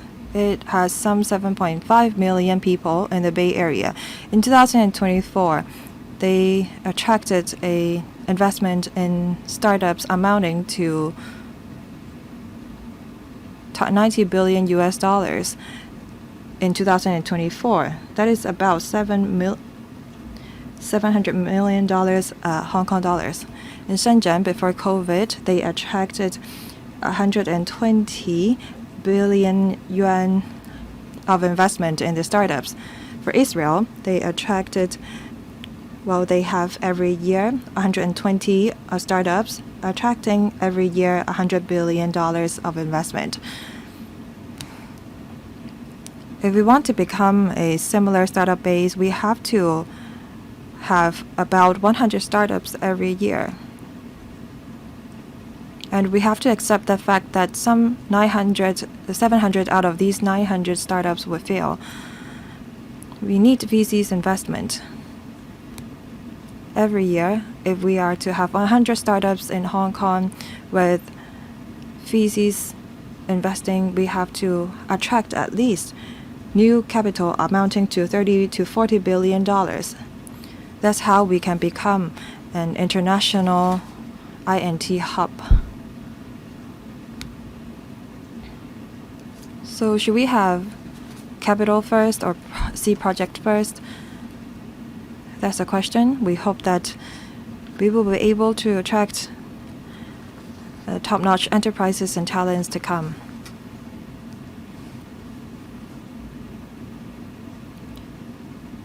The key is whether the projects are attractive enough.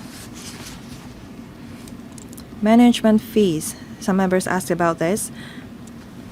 For VC funds, 2% is the minimum level of management fees. We want to attract good projects to come. We have to offer appealing conditions. We're talking about vested amount, 2% of vested amount. That's not very attractive for industry players. We are worried that fund managers may not make investment after taking management fees. However, previously, under other funds, the government make investment 100%. However, under this fund, we ask fund managers to invest 2%. We need to see whether we can attract world-renowned fund managing teams to come to Hong Kong under the fund. If we do not have recognized GP come to apply for this fund, then we cannot meet this first milestone. So I think that we have to look into our conditions to see if they match that of the international market. Thank you. If you speak for another 2 minutes, I will stop you. Ms. Carmen Khan, I'd like to ask if there are other members who would like to speak. If not, I will draw a line here. After Ms. Carmen Khan has spoken and Dr. Tan Yuan put his question, I will put this item to a vote. Thank you, Chairman. I speak in support of this industry-oriented fund. I asked the electrical to conduct a study on patient capital.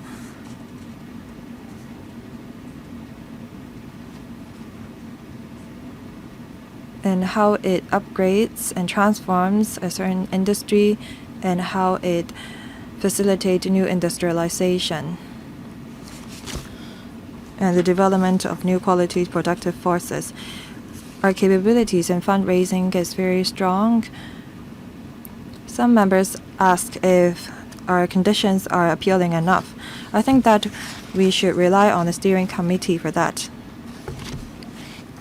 If we think that we should invest this $10 billion in the fund, then we should approve it. What I'm more concerned is whether there are sufficient people who are familiar with the operation of patient capital in the steering committee? Can we empower the steering committee to carry out their duties, and will they be asked to come back and make a report? Will the government be mandated, say, for example, to invest $2 billion in each and every sector? Seems that the duties and functions of the steering committee have not been set out. A summit has been held on the mainland, which is very popular. On complementing supply chain, can you elaborate on this?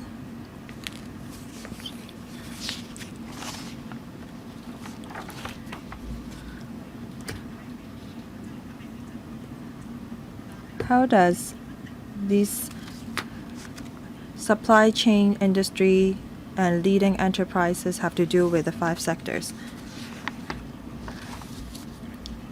Some members have put the same question. Secretary. I will ask Mr. Lee and Mr. Kwok to talk about that. Thank you, Chairman.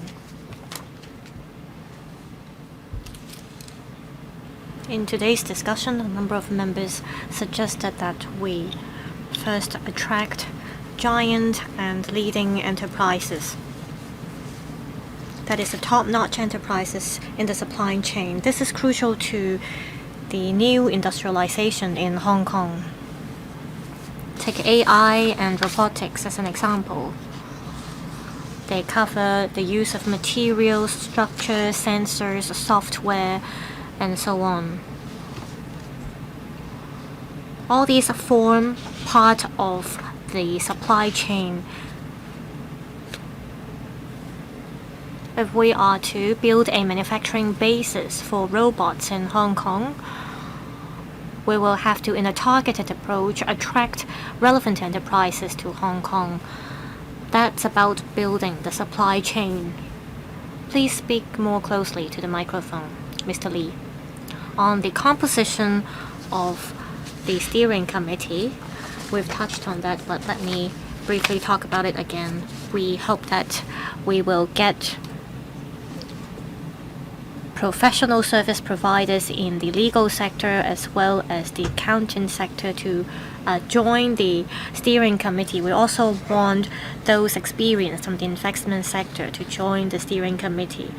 We will, based on the feedback of the market, leave a certain degree of flexibility in, for example, the amount of investment made to each thematic area and the allocation of funds to each project. We will, based on the risks advice, get the advice from the committee before we make the final decision. Mr. Peter Xu, well, he said he will ask a very short question. Please turn on the microphone for Mr. Peter Xu. Chairman, I rarely ask questions in this committee, but Professor Sun Dong is here and I support the I&T development in Hong Kong, so I would like to ask a couple of questions.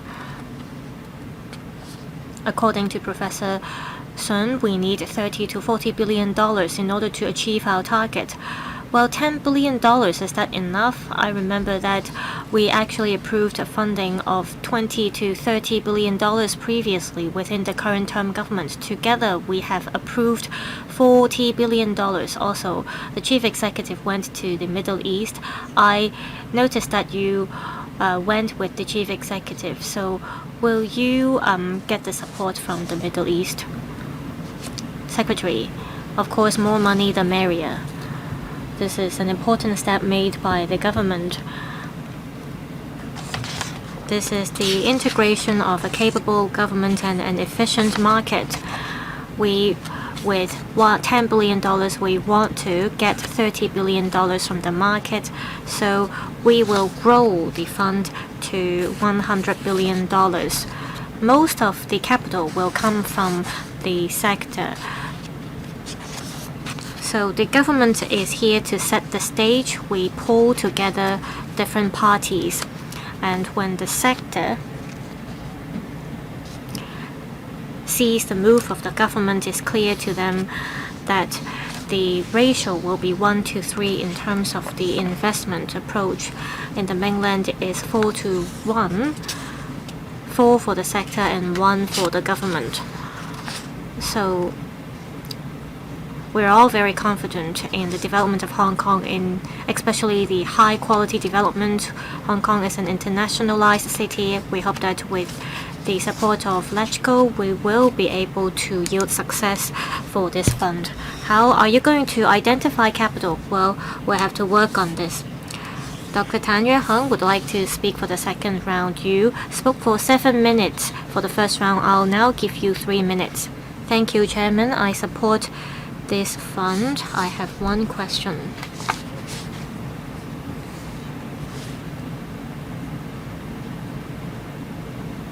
How will you resolve the conflicts between long-term investment and short-term assessment? 12 years of investment period, 6 years for investment, and another 5 to 6 years for exiting the investment. I will definitely ask the same question every year, and by 2039 we can see the effectiveness of the fund. This is not realistic. We'll definitely need a series of indicators and targets so that every 1 to 2 years we can assess the performance of the fund. We need a mechanism for this. I thank Dr. Tan Yueheng for the comment. We're talking about patient capital here. On assessing patient capital, well, there have been very mature assessment mechanisms, both overseas and in the mainland. I'd like to make 2 points. First, we want to set up the ecosystem as soon as possible. We don't want to lose money. If the sector recognizes the target set by the government, they will help grow the investment size. Second, during the investment period, we do not ask all fund managers or investors to exit after 5 to 6 years. There should be different investment portfolios. There should be short-term, medium-term, and long-term investments. Without having the government to remind them, the fund managers will do this. Will there be KPIs? Of course there will be. As I replied to Mrs. Regina Ip's question, I made it very clear that the IPIB will get the funding approval from LegCo. So we will listen to members' views. In the coming 5 to 12 years, we will continue to review and assess the fund. We hope that in the coming few years, we will get return very soon to drive the INT development in Hong Kong. If members have no further questions, I will now put the item FCR 2025-2640 to vote. Will members in favor of this proposal please raise their hands? Any members against this proposal? No. I believe that the majority of the members present are in favor of this proposal. I declare this item approved. Last item today.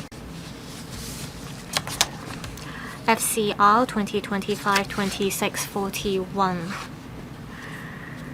This invites member to approve a number of items. A new commitment of $277 million for replacing the traffic control and surveillance system of the Western Harbour Crossing, including the central control system, traffic control system, and traffic surveillance system. B, a new commitment of $183 million for replacing the traffic control and surveillance system of the Cross Harbour Tunnel, including the central control system, traffic control system, and traffic surveillance system. C, a new commitment of $45.675 million million for renewing the central system and part of the associated equipment under the traffic control and surveillance system of the Hong Kong-Shenzhen Western Corridor. D. A new commitment of $34.791 million for renewing the central system under the traffic control and surveillance system of the Hong Kong-Zhuhai-Macau Bridge, Hong Kong Link Road. And E. A new commitment of $27.176 million for renewing the central system and part of the associated equipment under the traffic control and surveillance system of the Tolo Highway. The Transport Department consulted the panel on transport on the 16th of May this year on this proposal, and the administration has submitted relevant documents to us to address members' questions. We have quite a number of government officials present for this item. They are led by Mr. Edward Mack, Deputy Secretary for Transport and Logistics. I'll now ask Chairman of the Transport Panel, Mr. Chen Xiu-hong, to report to us on the major points discussed at the meeting. Please turn on the microphone for Mr. Chen. Thank you. The Transport Panel at the meeting on the 16th of May this year discussed the proposal to replace the traffic control and surveillance systems at the Western Harbour Crossing and the Cross Harbour Tunnel, as well as the proposal to renew the central system at the Shenzhen Western Corridor and the Hong Kong-Zhuhai-Macau Bridge. The panel supports the submission of this proposal to the Finance Committee for consideration. Members are of the view that upon replacement and renewal, the traffic control system will meet the requirements in information security set by the government, and the government will be able to take the opportunity to make use of new technologies to promote smart tunnel management. Some members suggest that the cross-boundary traffic control system of the Shenzhen Western Corridor and the Hong Kong-Zhuhai-Macau Bridge should be linked to the immigration border control authorities in the mainland to provide real-time information to motorists at the border. Some members are concerned that there will be overlapping of duties between the engineering consult team engaged and the electrical and mechanical services trading fund. Some members asked about the minimum duration requirement for software suppliers to provide technical support. Also, some members asked that the software suppliers should provide open source software to ensure that the central system will not have to be replaced in case the supplier terminates the provision of the software support. And the administration has already provided information, and they are set out in CB bracket 3869/2025/01. I'll read out the lineup now. Mr. Tony Che, Professor Chow Meng Kong, Mr. Michael Tim, Mr. Chen Xiu-hong, Mr. Bill Tan, Mr. Adrian Ho, Mr. Chan Kim Po, Mr. Chao Xiu-chung, Professor William Wong, and Dr. So Chuan Wing. Mr. Tony Che, please. I support the administration in replacing and updating the traffic control and surveillance system. The administration should introduce AI as well as big data analytics to minimize traffic congestion and traffic accidents. I've expressed my views before. I think the government is making a rather slow progress. I'd like to seek clarification on this. Are you going to replace and renew the systems altogether and at the same time for the 5 major roads and tunnels? Why did you wait until now to upgrade the systems? Now, on the tendering exercise, will you hold one tendering exercise for all these 5 projects, or will you have separate tendering? Will there be an advantage if there is one combined tendering, and are there enough participants in the market that will take part in the tendering? Now, for Tolo Highway and Hong Kong-Zhuhai-Macau Bridge, the system was used for a rather short period of time. This is because the supplier updated the system. Well, how long do you think that the future systems will be put into service. 今次咧 Mr. Mack, Deputy Secretary, thank you.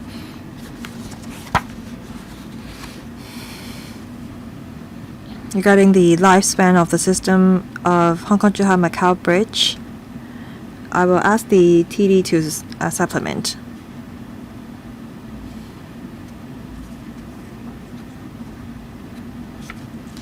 The information security system needs to be updated to make sure that it can guard against attack from hackers.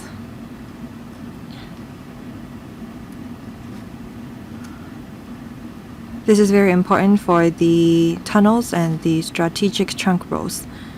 That's why we must renew the systems and replace some of them.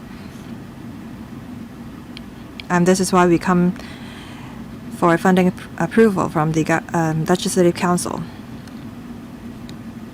Second, we want to achieve the best cost effectiveness. We have to control the risk, and while we identify tenderers on the market, our initial plan is that the 5 projects will be tendered in one go, or we may categorize these 5 projects into 2 groups. One group containing the tunnels, the other group with the corridors, bridge, and the highway. Chairman, I'd like to ask the Transport Department to supplement. Mr. Ho, Deputy Commissioner for Transport. Thank you. For Hong Kong-Zhuhai-Macau Bridge, the system was commissioned in 2018. We renew it not because the system is old. As mentioned, we want to upgrade the information security system. That's why we have to renew the relevant parts. Thank you. Chairman, I hope that the administration will look into the market, because you don't know if there are sufficient competitors. After approving the proposal, we want the lowest construction cost. I hope that the government will conduct a market survey in advance. We need to know how many potential tenderers that meet your conditions on the market. Ultimately, they will decide whether or not to submit a tender, but you need to gauge the situation. Otherwise, you will be at a very disadvantaged position. Thank you. Mr. Mack, anything to respond? Thank you. We will definitely carry out market survey. We have made reference to similar projects at, for example, Lions Rock Tunnel. We do know what the market is like. We will conduct a market survey together with the consultant. Thank you. Mr. Chairman Kong. Thank you. Regarding the cost of Western Harbour Crossing and Cross Harbour Tunnel, the former $200-odd million, latter $183 million.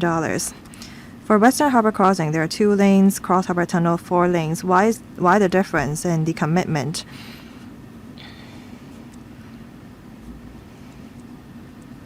How will the new system help enhance the traffic flow at the 2 tunnels? Mr. Jia just asked about tendering. Among the 5 projects, setting aside Hong Kong-Zhuhai-Macau Bridge, the rest will not be commissioned until 2029. Will you engage different contractors for different projects in order to enhance the efficiency of the replacement and renewal? Thank you. 3 questions. Mr. Mack. Mr. Chow is right. For Western Harbour Crossing, it costs some $280 million. Cross Harbour Tunnel, $183. For Western Harbour Crossing, they have 6 lanes, Cross Harbour Tunnel 4 lanes. Western Harbour Crossing is also longer in terms of its length. That's why the cost is different.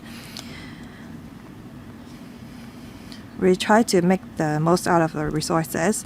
Compared to the Lions Rock Tunnel,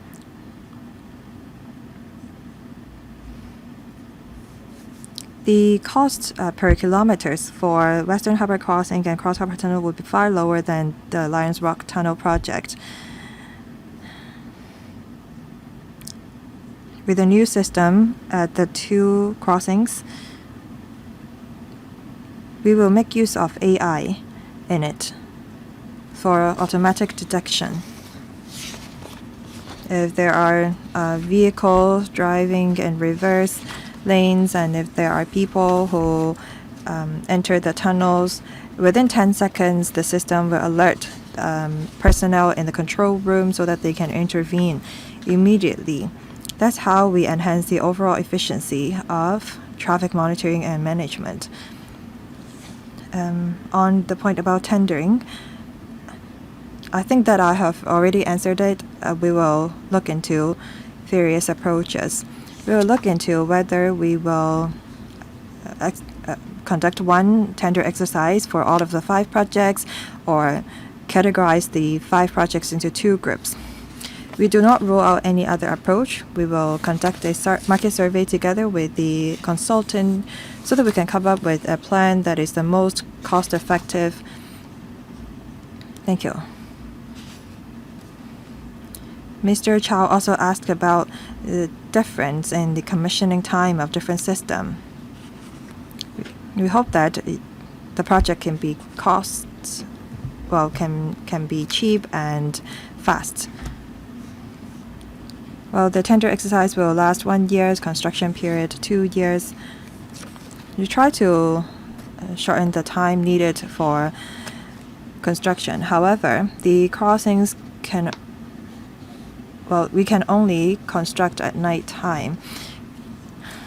Compared to the Lions Rock Tunnel project, the construction time per kilometers is much shorter for these projects.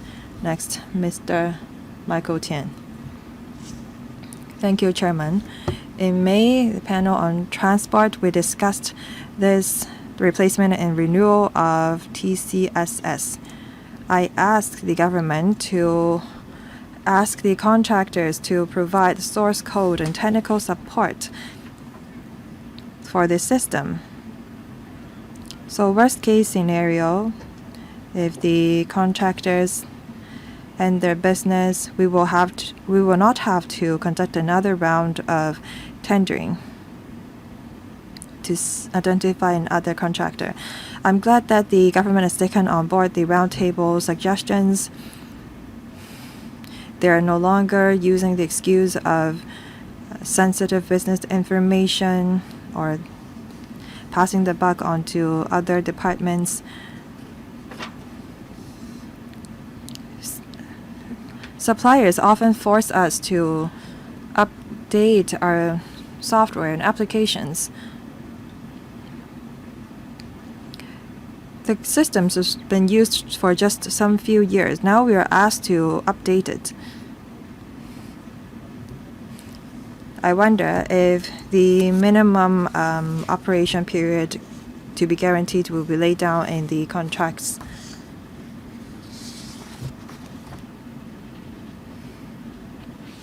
Because this will save us money. If the contractors close down, given our weak economy, they should give us bank guarantee. If I'm a retailer, I have to give the landlords 3 to 6 months bank guarantee.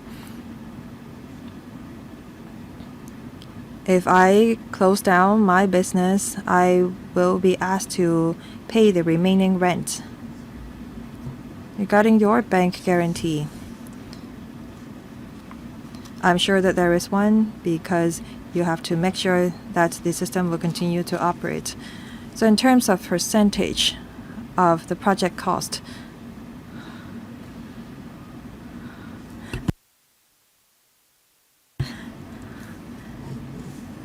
So regarding the present-day value,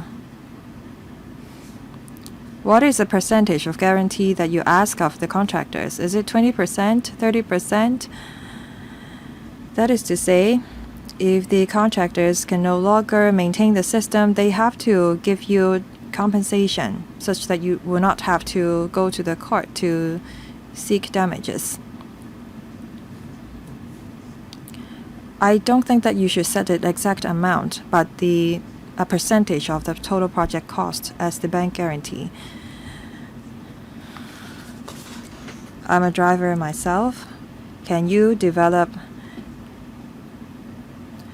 a system that can predict the length of the queue if an accident happens? Say, for example, if an accident happens at Western Harbor Crossing, then there will be backlog of 5 minutes because there will be a queue. And then the backlog will extend from 5 to 10 to 15 minutes because there will be more and more vehicles piling up. Can the system give drivers real-time information as to how long the queue can be cleared?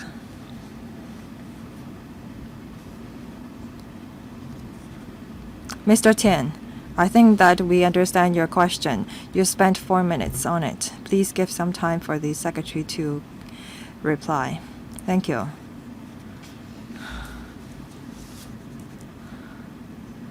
I will ask Mr. Yu from the EMSD to talk about how we can protect the interest of the government in the contract.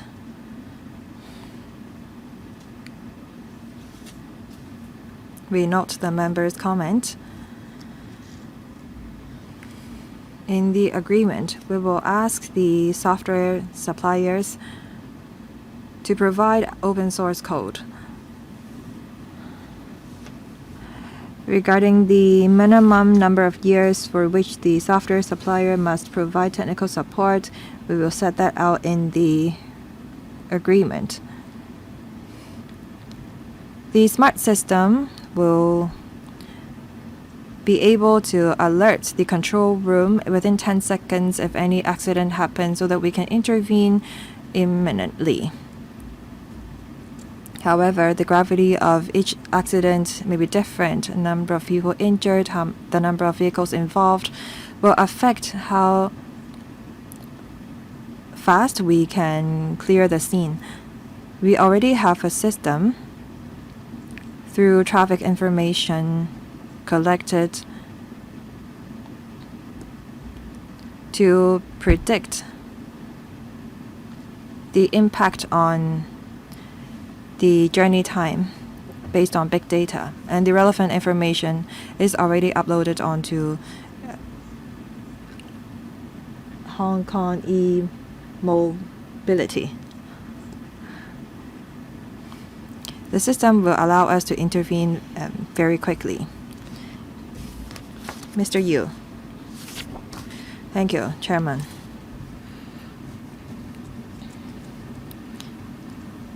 In the contracts of government works project, we already set out conditions where if contractors commit negligence, we can end our contract with them. If the contractors close down, then the government can seek damages from the relevant contractors through legal proceedings. The member talked about bank guarantee. You do have a requirement on that, and that will tie in with the scale of the project.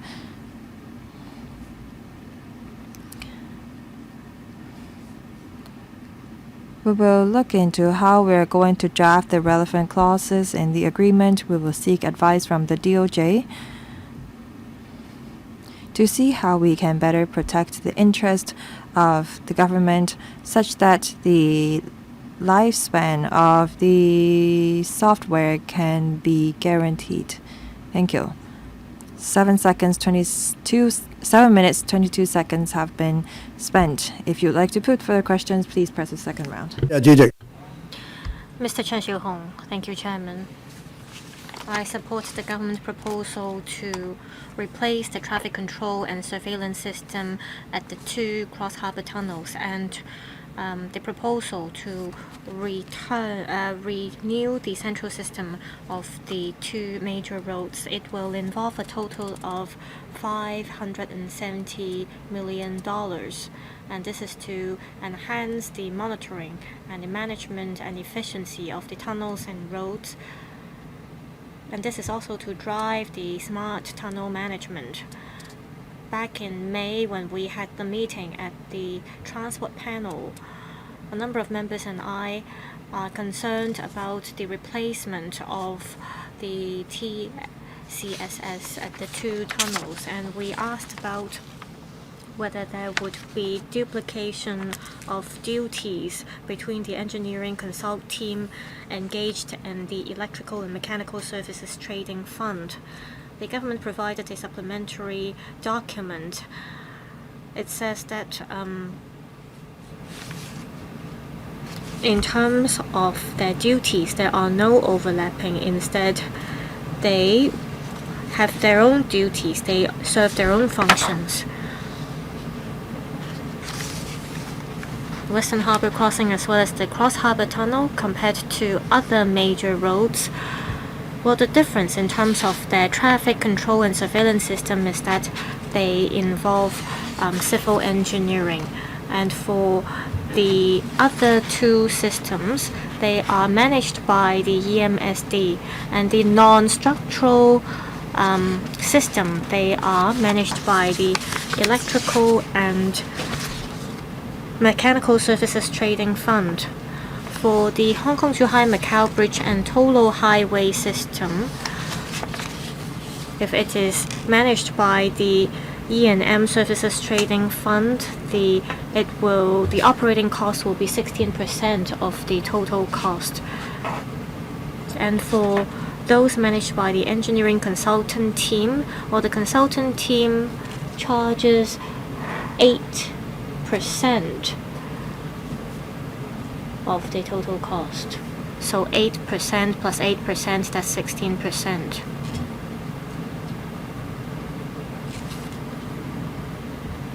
According to the administration reply, the trading fund will adopt a cost recovery approach. And this is based on the statement of service established years ago. So is the 16% set arbitrarily, or is it that 16% of the money from the E&M Services Trading Fund is set aside for the engineering consultant team? If you can compress the relevant fees, it will help save public funds. Thank you. Deputy Secretary, I'll ask Mr. Boris Yu to talk about how the percentages were set. On engaging consultants for the Western Harbour Crossing and the Cross Harbour Tunnel, a number of works will be involved. So at these 2 harbour crossings, for the projects, we are going to engage a consultant team. As for the 3 other projects, we will not engage consultants, and we will try our best to compress the consultancy fees compared to the traffic control system at the Lion Rocks Tunnel. The costs for the project at WHC and CHT is lowered from 11% to 7% compared with the Lion Rocks Tunnel project, and that's about a few $1 million. Mr. Yu, Assistant Director, please switch on the microphone for Mr. Yu. Thank you. The fee charged by the E&M Services Trading Fund, well, we adopt the cost recovery principle. As for the 16% set, well, it is based on the amount of manpower. For example, how many staff are deployed and how many working hours are involved. We set the percentage at 16. And for the WHC and CHT projects, they involve civil engineering. And so we engage a consultant. We also set the fees based on the scope of the works. Just now, the Deputy Secretary mentioned that consultancy fees, especially together with the operating cost of the E&M Services Trading Fund, compared to the cost at the Lion Rocks Tunnel project, the cost is lower compared to the Lion Rocks project. Chairman,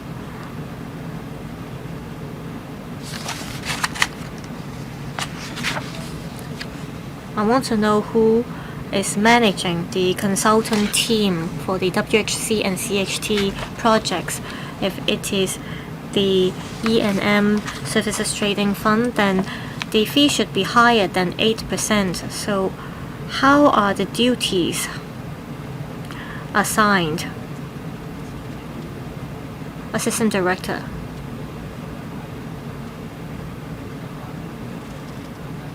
It is the E&M Services Trading Fund that manages the consultant team engaged.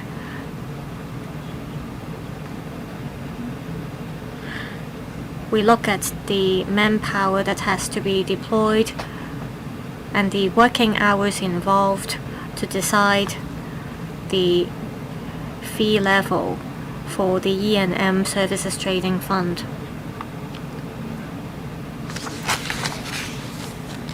Well, I think 16% is very high if this is the amount to be charged by the E&M Services Trading Fund. Can you learn from the Lion Rocks Tunnel project and lower the cost from 16 to 8%? Thank you. Mr. Bill Tang.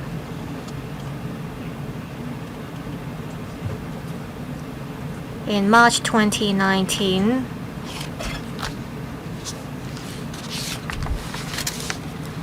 the traffic control and surveillance system was replaced for a set of tunnels, including the East Harbour crossing. Now that we're replacing the TCSS for the WHC, it has some 13 years of history, and for Cross Harbour Tunnel as well.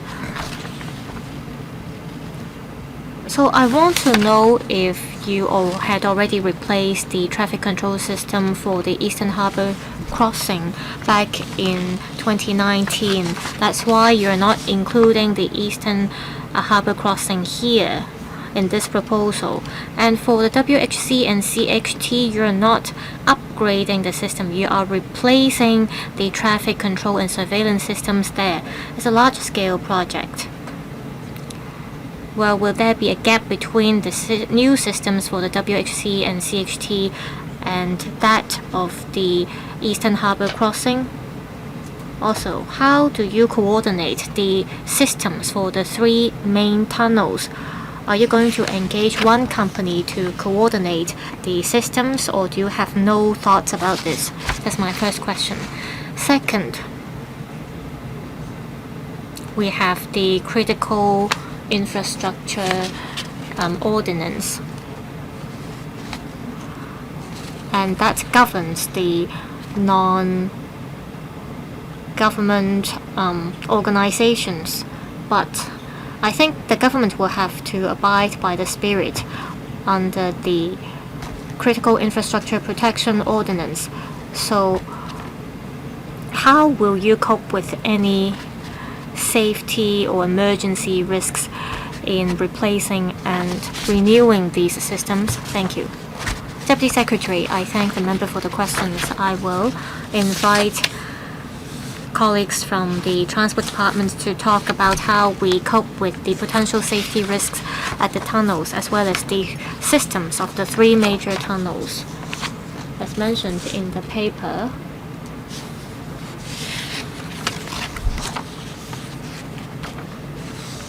At the transport panel meeting, we talked about the importance of security of the systems.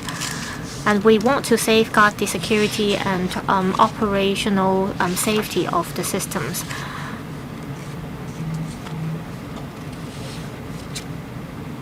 For strategic roads, we currently have 21 of them. Just now, the member asked about the Eastern Harbour crossing. It's one of the 8 tunnels that have the traffic control system replaced or renewed.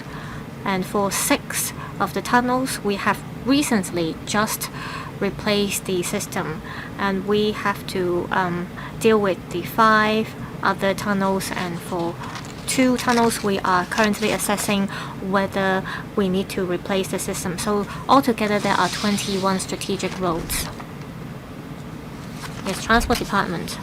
Well, member asked about the safety risks or the safety factors, be it the traffic control system or the central system. Apart from the major server, well, which runs 24/7, we have the backup system, which is switched on simultaneously. So during the 24-hour period, if there is any malfunction of the central system, the system will immediately switch to the backup server so that the monitoring system can run around the clock. Chairman, my question is about the Eastern Harbour crossing. The administration said it has just replaced the traffic control system there, but how will the system at the Eastern Harbour crossing be coordinated with those at the WHC and the CHT? Transport Department. Mr. Tang asked about the Eastern Harbour crossing. In March 2024, we had already completed the replacement of the, for example, automatic detection system. This is already in place at the Eastern Harbour crossing, so the specification is the same. So it doesn't mean that we have to rely on one same company to replace or install the system. No, not necessarily, as long as they serve the same functions. Next, Mr. Adrian Ho. Just now, Mr. Bill Tang said the WHC has been in service for 27 years and we need a comprehensive replacement of the traffic control system there. For the CHT, 13 years, and the Shenzhen Western Corridor, it has been in use for 17 years. So the system requires renewal. So how do you decide under what circumstances we need to replace or renew the traffic control system? Do you look at the failure rate or the depreciation of equipment and devices? That's my first question. Second question, according to paragraph 5 of the paper, the new systems will promote smart tunnel management and smart motorways. However, the smart systems will only support smart motorway at WHC and CHT. If smart motorway is one of our major objectives, well, have you planned the same technologies for the other major trunk roads or tunnels? Deputy Secretary, I will ask the Transport Department to supplement later. Well, here are our considerations. First, information security. We have to ensure that the computer will run safely. So we will look at whether the system meets the guidelines implemented by the OGCIO.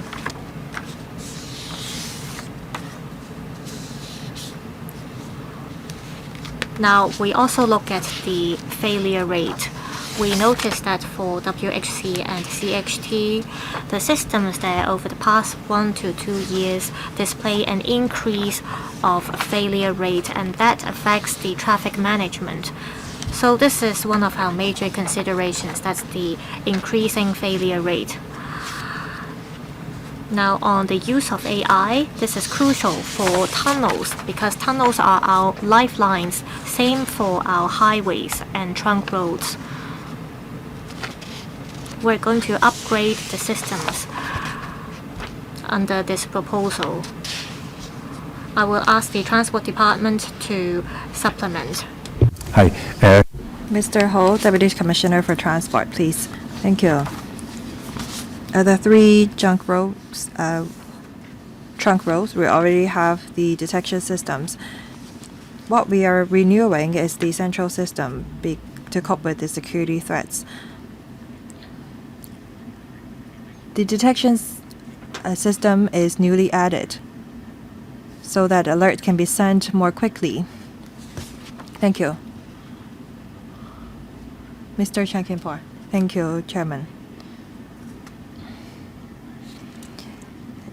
I support the replacement and renewal of the systems. I have some questions. Regarding the Western Harbour Crossing and Cross Harbour Tunnel, 2028, 2027, 28, 28, 29, the cash flow required will be higher. Given the use of AI, I wonder if the administration have had regard to its development so that we can save money. Second, will you conduct one single tender exercise for the two tunnels because the components of the project is rather similar? Thank you. Deputy Secretary, you have already covered the second question earlier. Thank you, Chairman. I thank the member for the question. On the point about AI, I will ask the Assistant Director of Electrical and Mechanical Services to answer that. Regarding procurement, we will work together with a consultant to carry out a market survey to see how we can make our project the most cost-effective. We're looking into whether we should group the two tunnels into one so that we carry out one tender exercise for it and group the other three strategic trunk roads into one group for a tender exercise. We will consider different approaches. We will try to strive for the best cost effectiveness for our money. Thank you. Mr. Yu. Mr. Chan has a great suggestion. In the course of construction, we will leverage on new technologies, say for example BIM, building information modeling, so that different teams of the contractors will know about the progress of the entire project. They will be able to look into whether there will be any misplanning of pipelines. Based on our experience with the Lion Rocks tunnel project, we will look into whether some works can be carried out in parallel. As I mentioned, the time taken per kilometers is shorter for this project compared to the Lions Rock Tunnel. For Lions Rock Tunnel project, we spent 13 months on each kilometers. For this one, we spent just 9 months on each kilometers.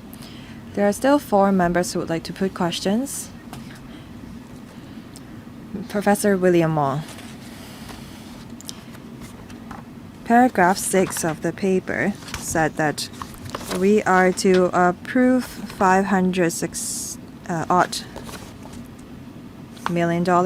It composed of a building information modeling data repository, a CCTV, active warning system, automatic incident detection systems for early detection of irregularities inside tunnel tubes.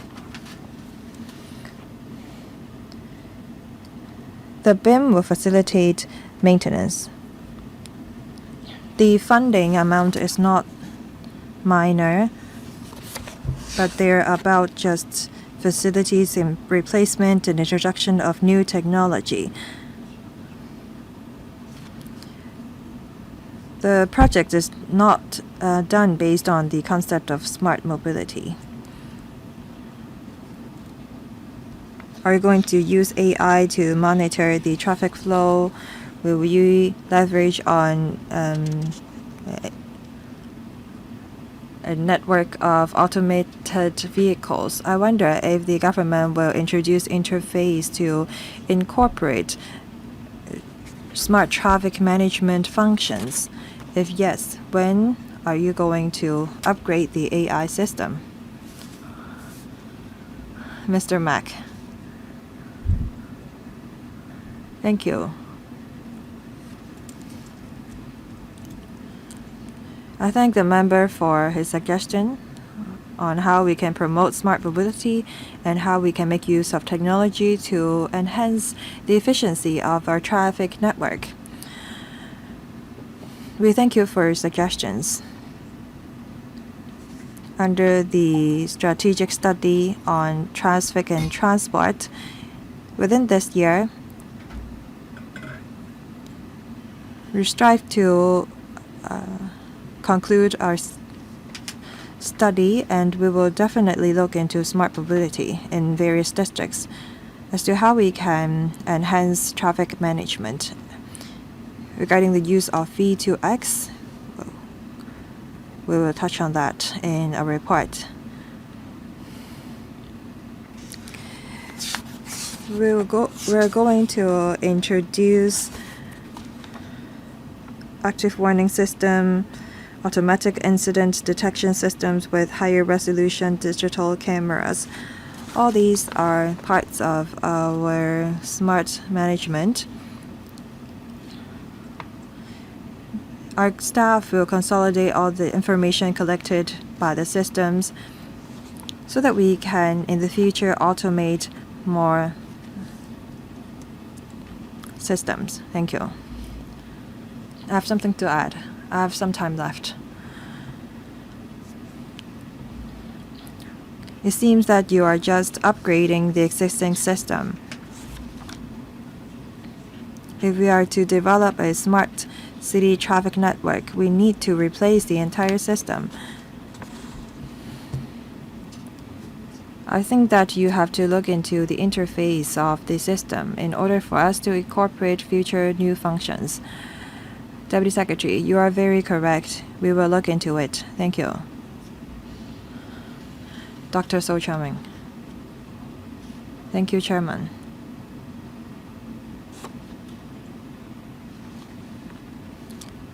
We need to replace the traffic control and surveillance system. That's only natural because it's old. You're going to replace the Central Western Harbor Crossing, which has been used for 27 years, the one for Cross Harbor Tunnel, which has been used for 23 years, the one for Shenzhen Western Corridor, you've used it for 17 years. I do understand why you have to replace and renew them. However, for the one for Hong Kong-Zhuhai-Macau Bridge and the Tolo Highway, it's been used for only 8 years. So how come we are replacing and renewing these systems all together at the same time? In the annex, you said that you have to renew and replace them because the life cycle of the software has ended and the parts have become obsolete. That's why it's increasingly difficult for departments to procure them. However, the system for Hong Kong-Zhuhai-Macau Bridge and Tolo Highway has not been used for even a decade. How come these parts have already become obsolete?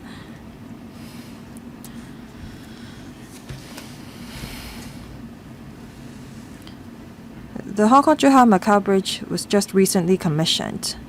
That's my first question. Paragraph 5 of the paper says that in 2023, the initial recommendations of the Traffic and Transport Strategy study recommends the further implementation of smart motorway management, and you will promote it by configuring the relevant equipment.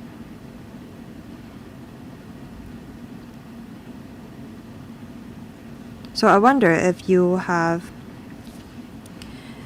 incorporated this element of smart motorway management in your replacement and renewal project.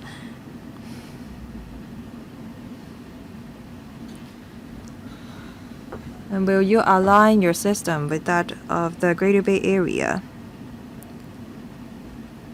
Thank you. I know that the Deputy Secretary has already answered the first one. No one has asked the second question yet. Please answer that. Thank you.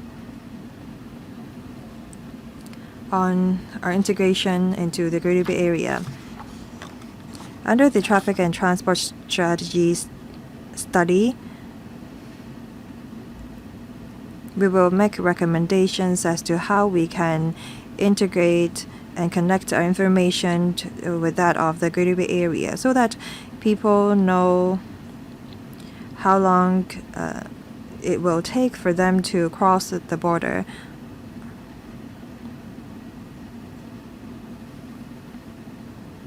We do have cross-boundary trunk roads under this proposal.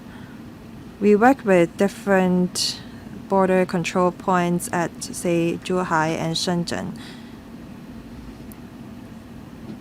We will report the traffic flow at these ports to Hong Kong people. When there is congestion at the cross-boundary trunk roads, we update the message signs at the trunk roads so that people know that there is congestion. When they see that there is congestion, they will maybe take another road or lane to reach their destination.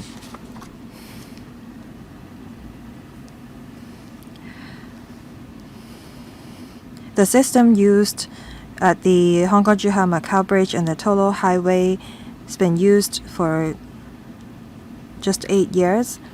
We want to renew it because we want to update the information security system. As you can see, the two projects are about renewal, so the cost will be lowered. However, the cost for replacement of system will be higher. Thank you. Next, Mr. Yu Pak-lan. Thank you, Chairman.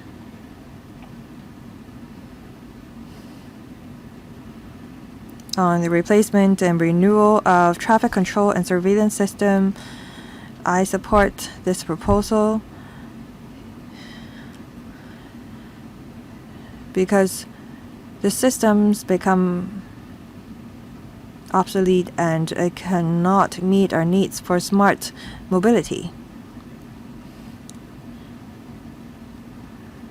We need to monitor our traffic flow in real time and efficiently.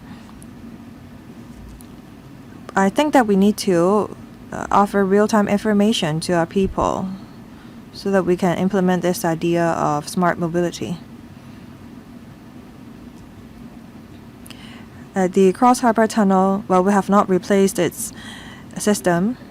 Before we enter the tunnel at the Gloucester Road, after we passed the APA, there is a gantry showing how much time it would take for us to cross the Cross Harbour Tunnel and the Eastern Harbour Crossing. There is some problem with this form of gantry. Sometimes the information seems to be misleading. Sometimes it says that it takes 16 minutes for us to cross the Eastern Harbour Crossing. However, that's the point when vehicles at the Gloucester Road have to cut to the right. And there is a convergence point at the road below the gantry. Once you pass the Revenue Tower, the traffic is very smooth. So the time shown on the message board is not as accurate. Regarding the Shenzhen Western Corridor, I've said this before. the locations of the gantry and the information shown thereon are very important. Can we improve the accuracy of the information? Thank you. Deputy Secretary, this has nothing to do with the funding proposal, so please give a brief answer. I thank Mr. Perry Yu for the questions. Now, on information at the overhead gantry on Gloucester Road, I'll ask my colleague to supplement. Now, about the provision of real-time information to motorists, Mr. Perry Yu raised the same comment at the transport panel meeting. I thank Mr. Yu for the suggestion. As mentioned, we will enhance the display system on the roads. For example, before motorists turn into Tuen Mun Road, there will be information at the overhead gantry in case there are, for example, traffic accidents, so that motorists can get prepared. Transport Department.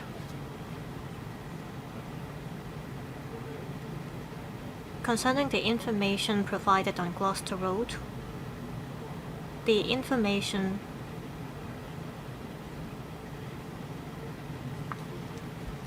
is gathered based on the total journey time at the 3 tunnel portals in Kowloon. That's how we arrive at the journey time provided on Gloucester Road. Any other members would like to ask questions? If not, I will draw the line here. I'll put the item to vote after Dr. Starry Lee has spoken. Dr. Lee?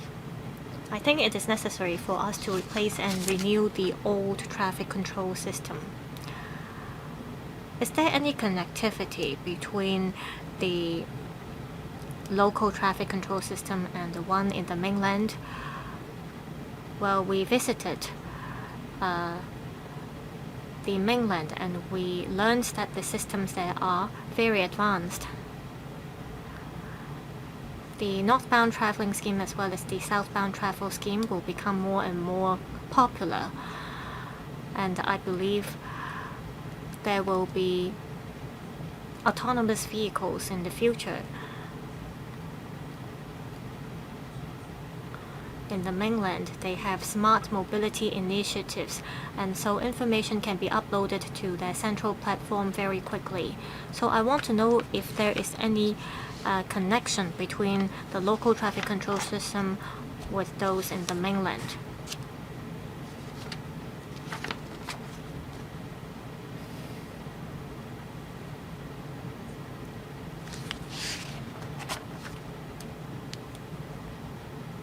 So can you please tell us how you will ensure that there is a connection between our system and the mainland system?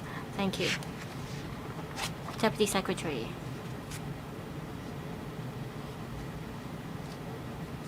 There won't be a direct connection between our computer system with that in the mainland. However, at major trunk roads near the border control points, we get information from the mainland authorities.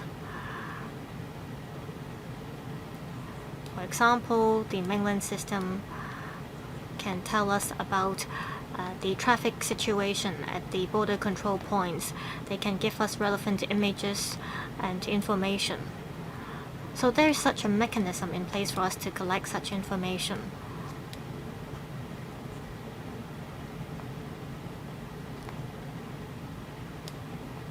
So we will collate the data we have collected, and this will allow us to disseminate more accurate real-time information in future. Chairman, this sounds very basic to me. I hope that in future, when you design the new system, you can take this into consideration. We're seeing greater connectivity between Hong Kong and the mainland. We want to pick the most effective system during the tendering exercise.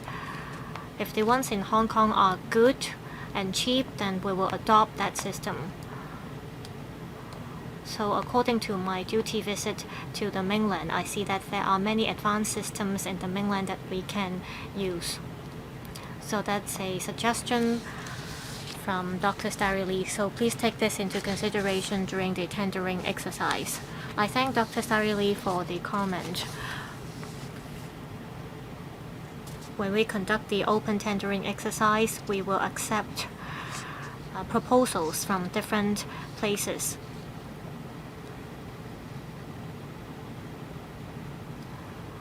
For example, for our real-time traffic light system, we worked with tech companies in the mainland to test out the technologies. I hope that you can also leave room for autonomous vehicles in your system. You have to factor this in as well.